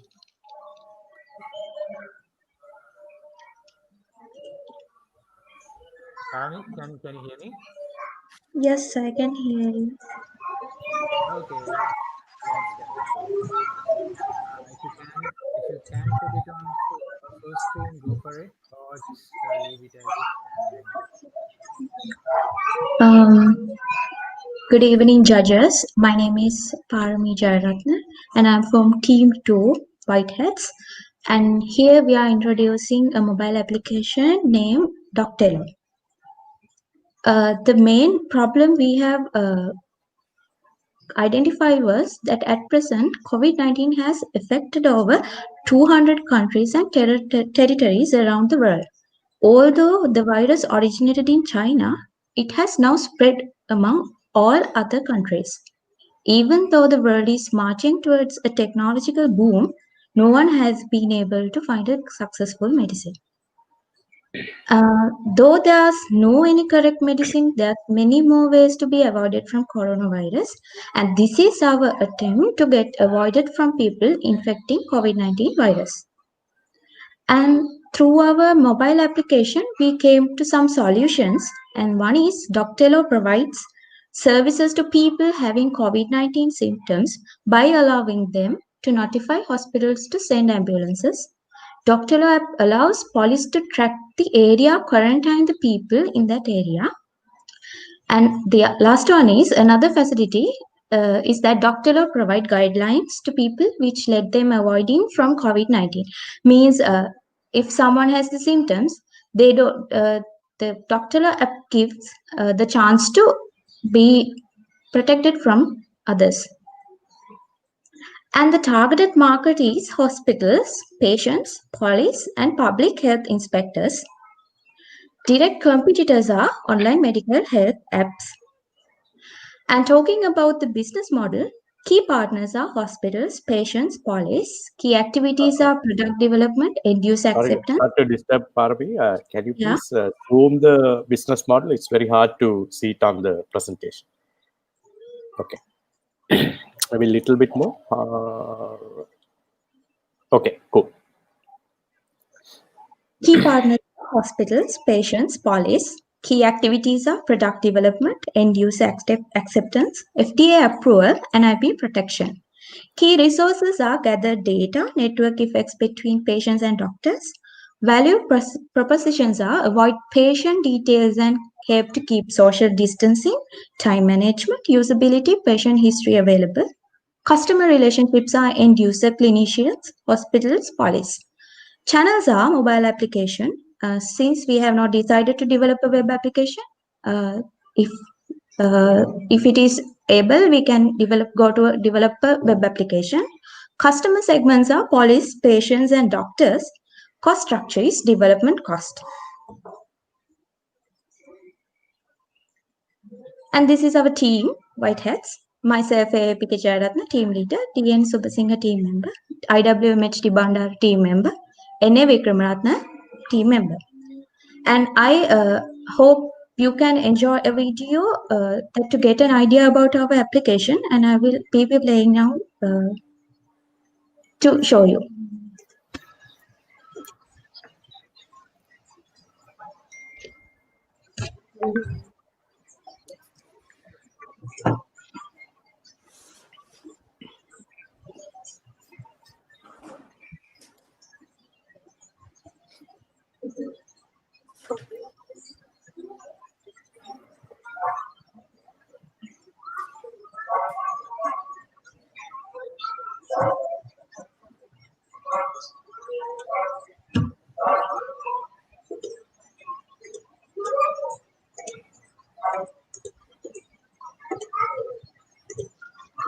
I think we lost the video screen.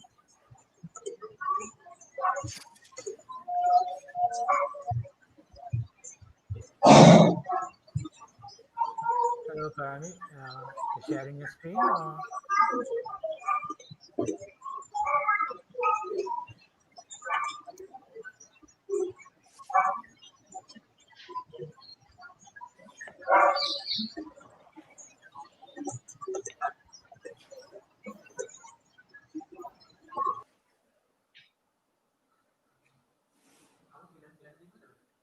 Zero.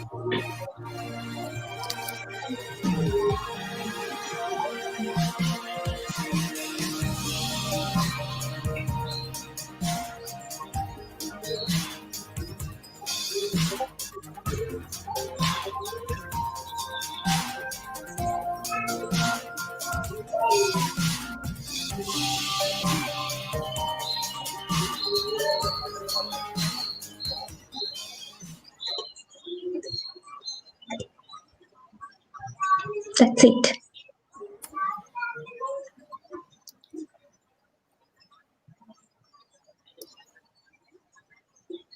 Shanila, do you want to go first? Yes, thank you, Anjana. So, Karami, thanks for thinking Yes. of this team. Hats off to white hats. I had to put the pun in there.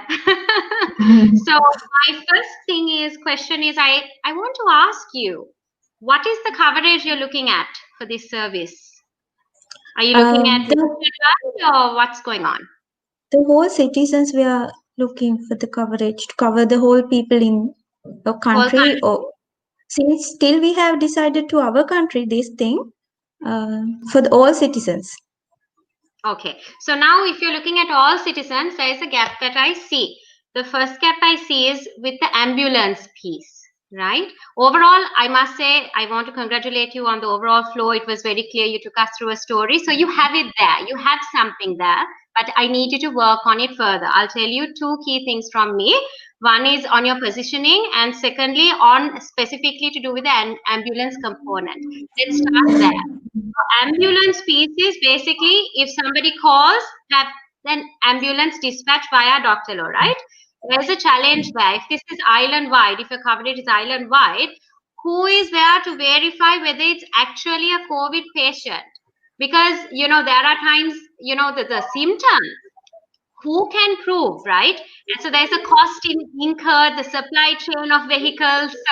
So, when you look at the ecosystem of dispatching an ambulance, it's not a matter of just, hey, like ordering pizza. It doesn't work like that. So the question to you is, if you really want to look at the ambulance, okay, who is going to then test the person? Is there a testing kit? Now in US, they've dispatched testing kits, right? So the testing kit, so does Dr. No take some onus there in your supply chain model to make sure first, before the ambulance stage, is a testing kit procedure installed by you guys, your sister, on the basis of an inquiry. Once that is validated, then you move into the ambulance. But then again, ambulance based on, whether or not that particular subject can travel or not. If it's somebody who can travel and if the others are infected, they might all together go to that location, isn't it? So you need to think of the practicality of what you're presenting as well. One other thing I want you to think about is your positioning. Your positioning, you have said it's your digital doctor. Now, immediately I can think of quite a few other industry players who will put an eyebrow, because when you say digital doctor, there are quite a few established players out there in the tech industry or doc and all these guys.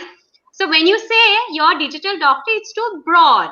So you have to really define. I want you to define your positioning more in line with this whole COVID thing. All right? So those are the 2 points from me. All the best. Thank you. Chamara, you can. Yeah, for me also, I first saw it as your digital doctor, and then it's about ambulance. So I think you have to understand the problem that you are solving, and you have to evolve from that. So what I see is that you are trying to solve many problems at once. So can you tell me what is the most critical problem actually you are trying to solve with this?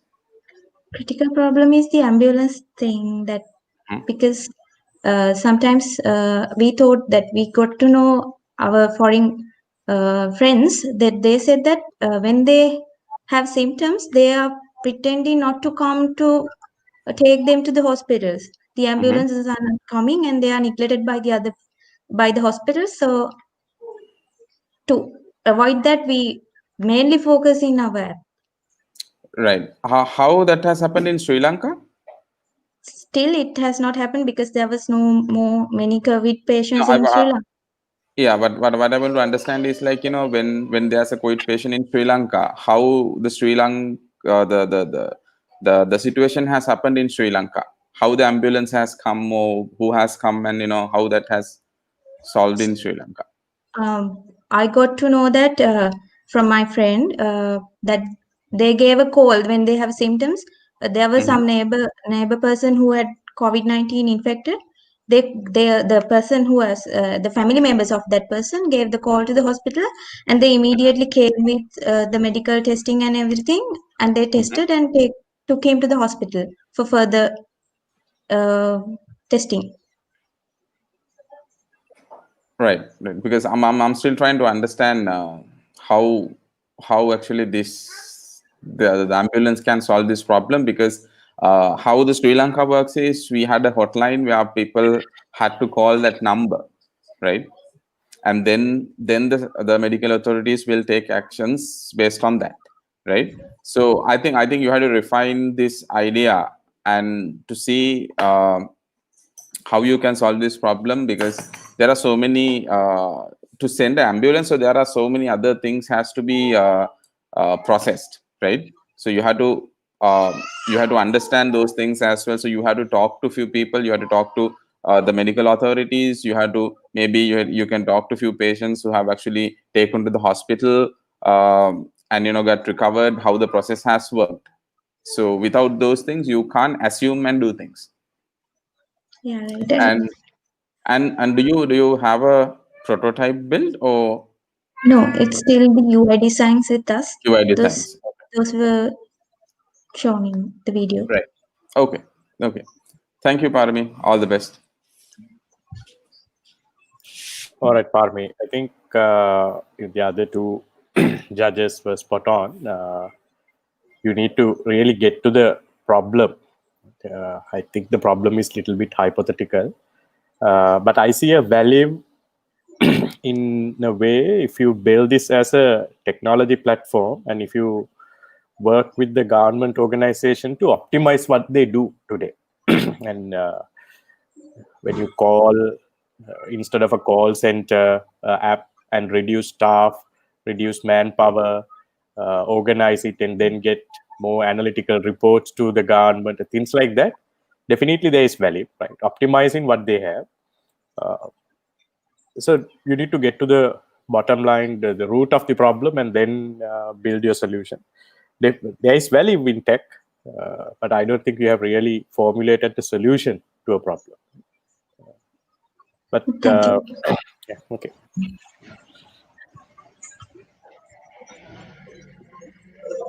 Naushad, over to you. Hello. Hi, Bhavani. Thank you.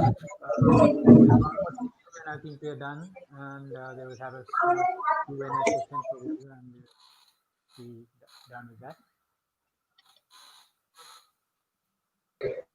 Is Karan please coming on board? Hello, can you guys hear me?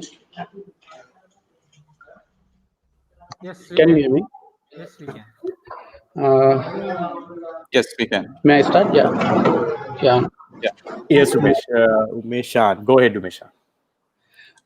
Here is our concept about safety prompt. It's about an app. Overview is the COVID, controlling the COVID situation, like things. That means we don't basically concern about specifically the COVID, but also all the pandemics we are concerning about. Here, the main thing in this pandemics is spreading, uncontrollable spreading. After the outbreak of these pandemics, we can't control anymore. So the point is to catch the clusters and chains before it got outbreaks. Okay, so we identified some problems. All are mentioning that the basic thing is the infection clusters and the infection chains should be handled, and the problem coming with we all take measures to control that, but the main problem is the humanity. So inaccurate, faulty, misleading data is a greater problem. When then I'm going to introduce the what are we targeting here. We are targeting audience as the general public. So the all the community who is accessible for a mobile application is we are targeting all of them, and all are getting the same benefit as same here. This is the overview, and this is the introduction of our solution. We are introducing a very basic, very simple application that application can track down all the recent locations of a user. User can log it into it by using a. We haven't specified anything yet because this is a prototype and this is the idea of us. That doesn't matter whether we are logging it in using a email or phone number.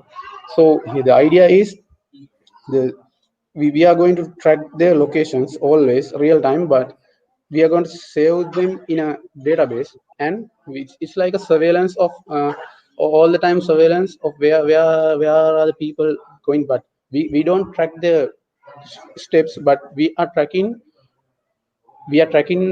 all the things, but we take them to effect if and only if they are being infected in any kind of pandemic.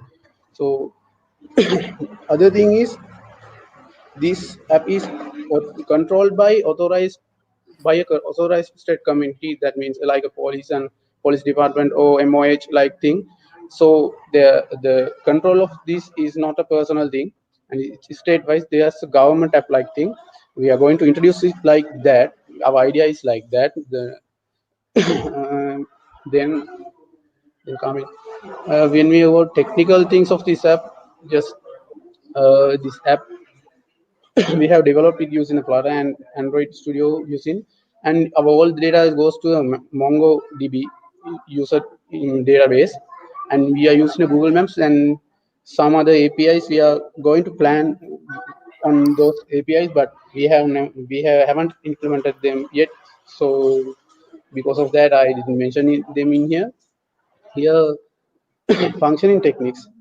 When functioning techniques means how it gonna record all things, and we are going to record a specific record basis of the distance it moves from the previous location. That is the basic idea up to now, but there may be some problems there, and we are going to take that measure as 25 meters. So whenever person exceed this range of distance, it's been recorded to the database, and all the data is being saved in the database uh, for about 14 or 28 days. As we mentioned about the pandemic, this is not for only for the COVID. We plan like that. Location,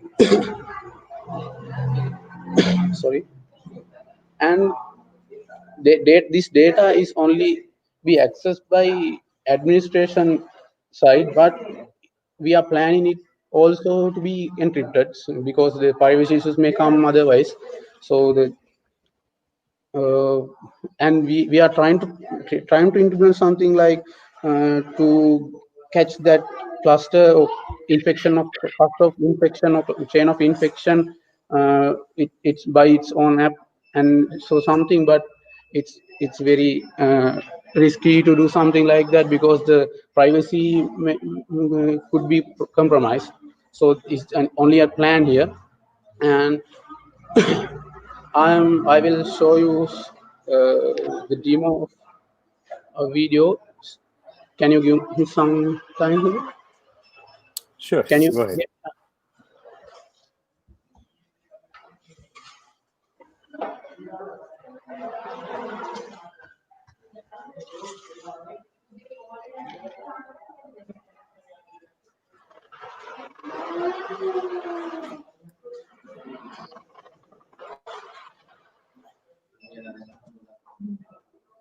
Can you see my share screen?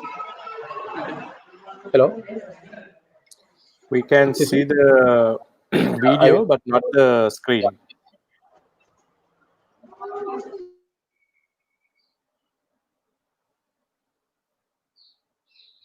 Umesh, I'm gonna share the screen.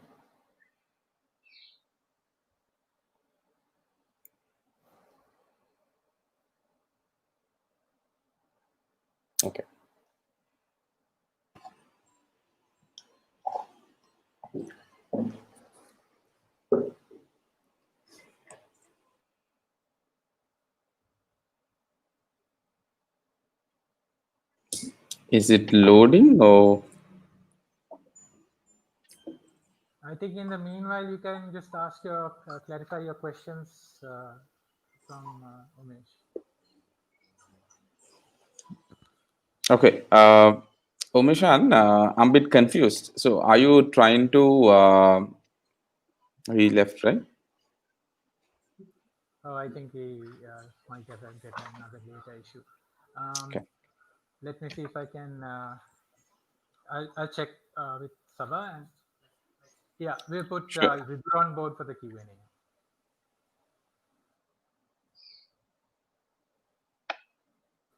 So we are. Vidura had a data issue previously on the Q&A, so we are finishing up the Q&A. I hope you guys can remember, and just take 3 minutes, Vidura, to finish up the Q&A.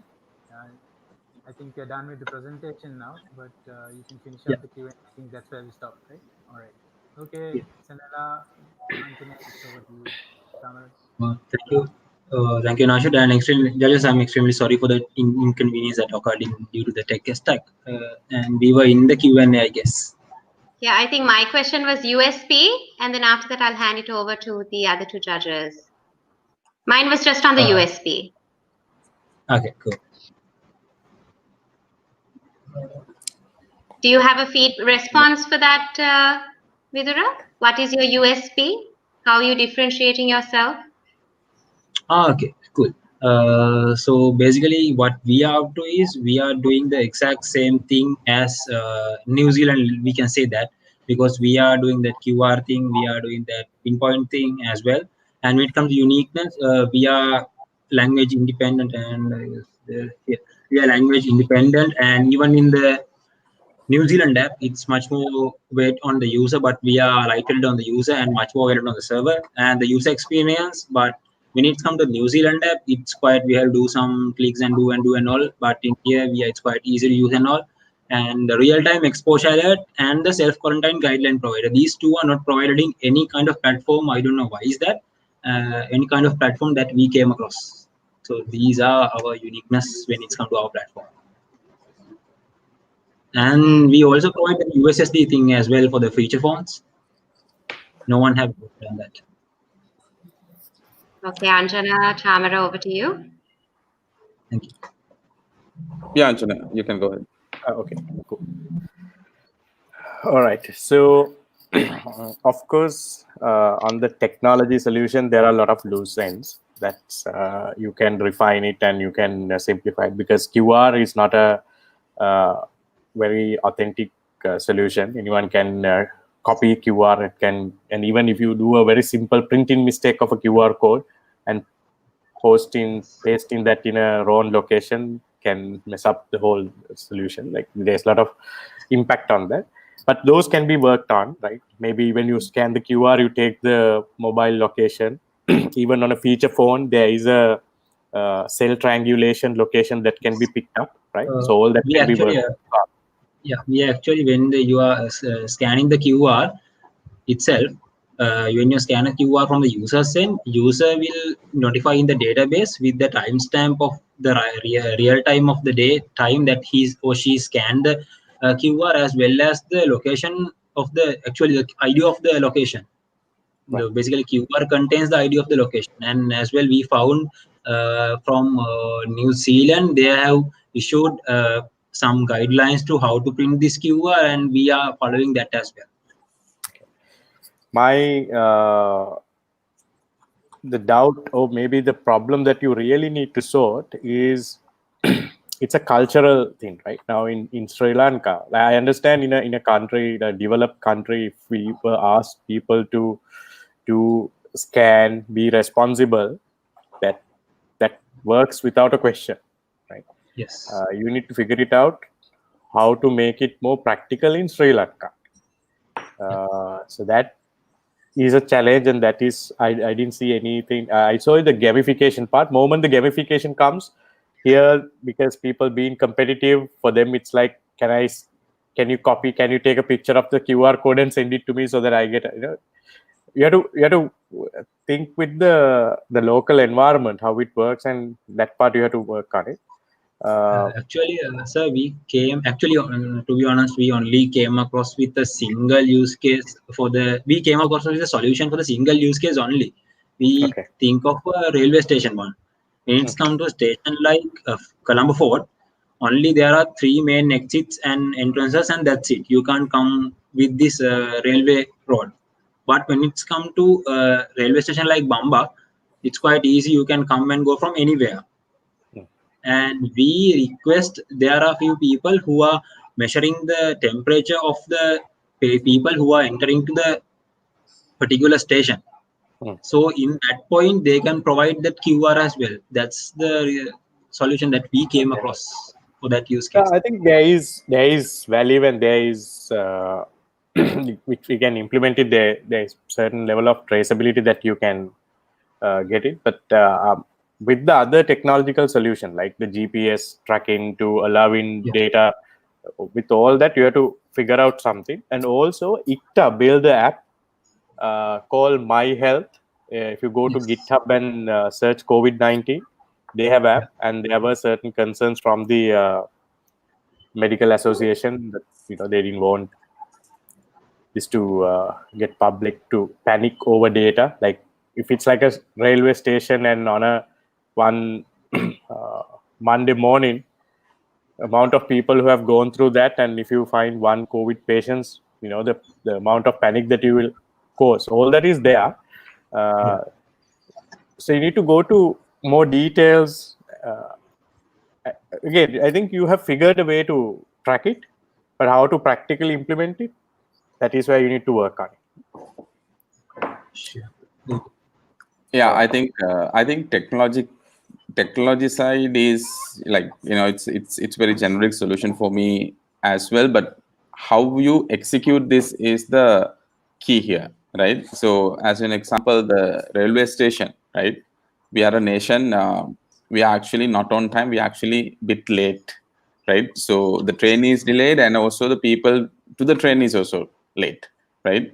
So you have to think how those kind of a situation can be handled, right? And my other question is, the government won't let you to go and paste a QR there. Definitely. In a railway station, right? So there should be a mechanism for you to either partner with government, or you give the solution to the government, right? So I haven't seen that here, because there should be someone investing on this, and I can't see a real return on ROI for the private investor to invest on this. Yeah. Right. Since right. So since our revenue model is quite a bit lower graded one, it can't generate a lot of money. Yes. So you should present. So who's going to implement this? How the solution can be the maintained, right? How the team will be maintained with the revenue coming in, or how the funding will be coming in. So I see those things are like, again, I'm telling you how you actually implement this in a railway station. So that has to be mentioned clearly, right? Because you can say that there will be QR code in the railway station and people will scan it, but how are you going to keep a QR code in railway station?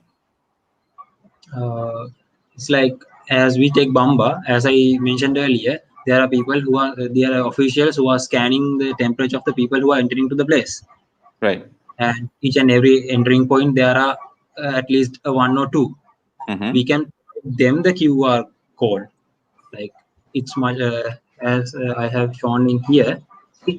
When this is the government personnel and this is the user. Okay. This is a scenario I'm building up. True, but for you to go to Bamba railway station, right? Okay. So you should have a approval to do that, right? Yeah, actually, we have to partner up with the government. Otherwise, this project won't last long, or it's unexecutable. Yes, so you have to mention that in the slide deck, because otherwise the execution part is missing, because the idea is there, the technology is there, but how the execution will be done is missing. So that's my feedback. Thank you. All the best, Vidura. Thank you so much. All right, thank you, All right, Vidura. Vidura. Have a good luck. All good. Base Thank you. point is Bye. ready. You can put base point for like 3 minutes and we'll finish it off. And I think base point would be ready, and we could just put 3 minutes for them. Can you hear me, Anjana? Is there any difficulty? Yeah, very big. I just said you're saying a few minutes right. for the other team. Yeah, Yes, sure. yeah. The team they had a power cut issue, and then they're back on No board. problem. So No problem. give them a Okay. 2 minute Q&A, and then we'll be done. Okay.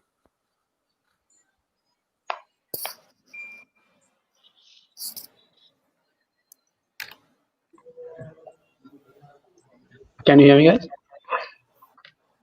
Hi, Umesh. Yes, Yes, yes, we can. Very sorry about the previous incident. The power no cut. problem. Can you play the video, please? Because I sent a video to play. Can you please play the video?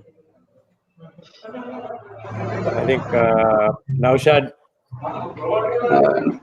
Naushad, Hello. can you please play the video? Yeah, I think Sabah is putting it on the screen. Ah, 1 second. thank you.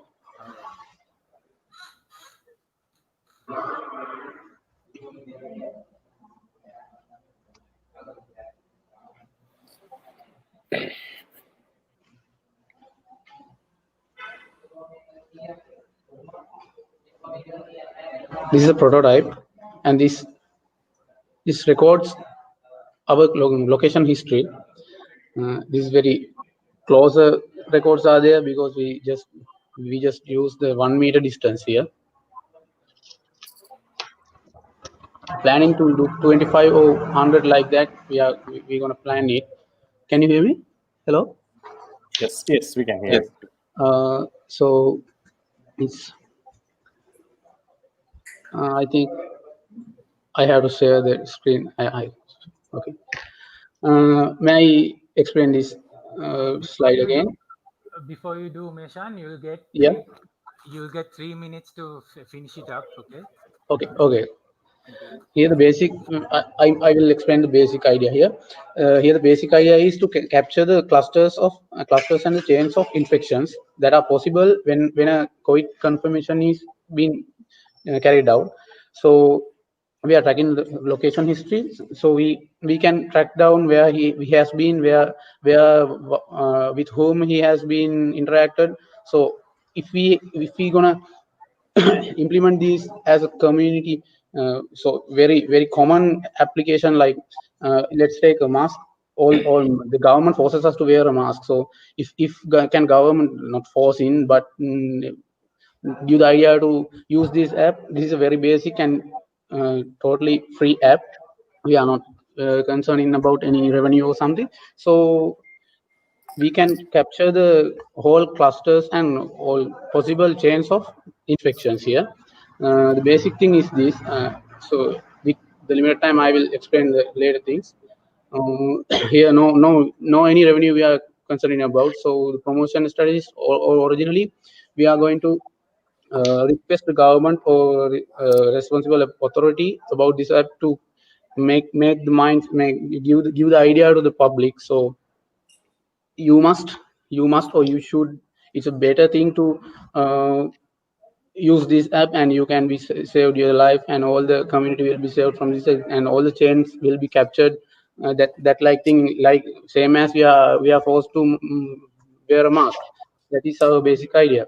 So usage is so simply places visited infected places. We can identify the infected places as well as infected chains, and there's a there is a issue of privacy, and the main issue is we are going to we will concern about the battery consumption and your privacy. When we talk about battery consumption, if we gonna use app, we will concern about much we will concern much about our battery consumption. So we are trying to develop, and so far we have struggled with these issues and come up with some ideas. We can use the sensors here to activate instantly if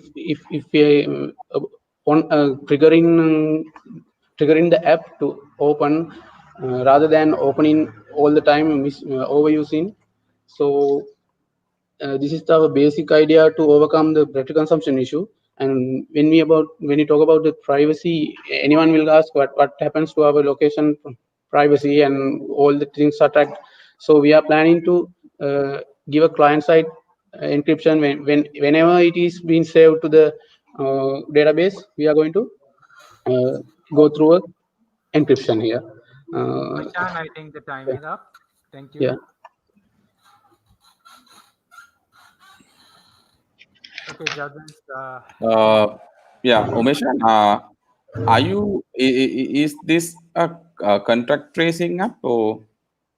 No, we are going to trace the locations with the relevant timestamp, and the user you think a user with this a user has been visited this place at this time. So if he has infected any time we are confirmed with the case of from him, we can identify that there may be some other people who has visited the same place at the same time. So the likewise we can track all the people that may be affected from the infection, and Right. also we can. So to do that, the users should have your mobile app installed, is it? Yeah.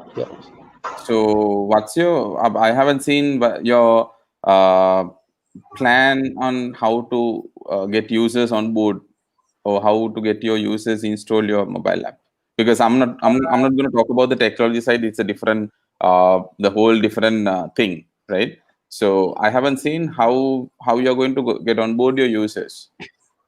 The basic idea is to give the concept of this app through a authority, a responsible authority like a police department or MOH like thing. We are going to request them to use this app for their own and our own efficiency. So because sometimes when we confirm with the case, they have to gather information about where do you have visited and who are the people you have been interacted. So all the cases or all the things can be captured instantly by these, so we can. So right now, for your explanation, what I see is this is the contact tracing, right? And the other thing is this is the same thing that Apple and Google trying together, right? I don't know whether you are aware of that as well. So because of that, your app won't be get approved in the app stores, right? So that's one roadblock that I have seen. Have you done a research on that? No, not yet. When thinking this idea, Not yet. right? And the other thing what I see is you have given so much of priority to the technology,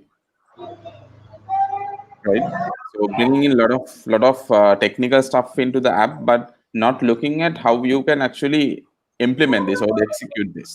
You should have tell like this is the first place that we are going, whether you're going to the Ministry of Health or whether you are going to ICTA or whether you are going to police department, right? And how we are going to implement this with them, instead of saying that we can go to places like uh, the health department or a police department. So you should have identified this is the first place that we are going to start. So those are the problems actually what I see when it comes to the presentation. And also I feel like this is again another way of contact tracing. Okay. Thanks, Amishan. All the best. Thank you. Judges, I will share you a Gmeet link to start the judging for the top 3 teams, and we can get on board that. All right. All right. Okay. All right. Thank you. That's the end of the live session. Thanks, Umeshan, and good luck. Thank you. All the best, Mashan. Thank you.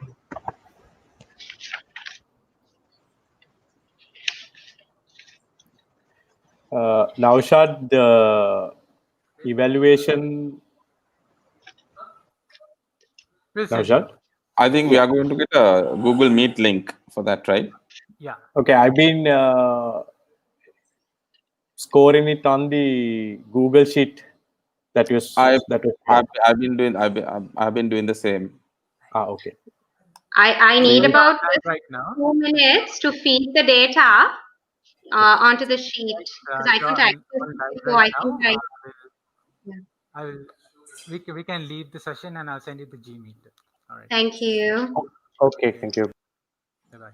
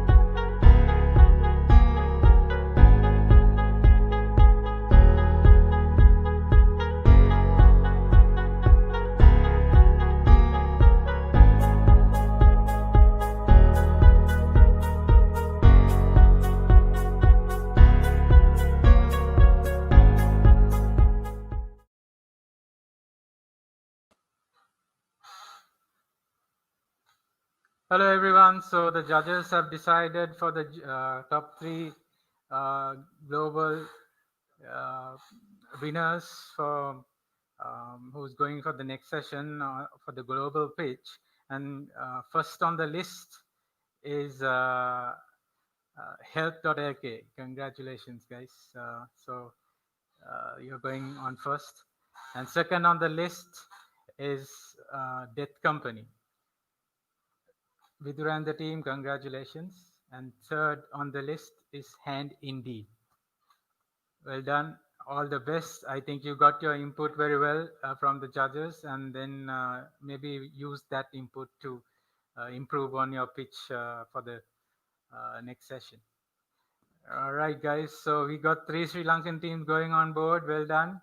All the best, and I wish you luck with continuing sessions. And let's see how it goes. Make Sri Lanka proud. All right. Over and out.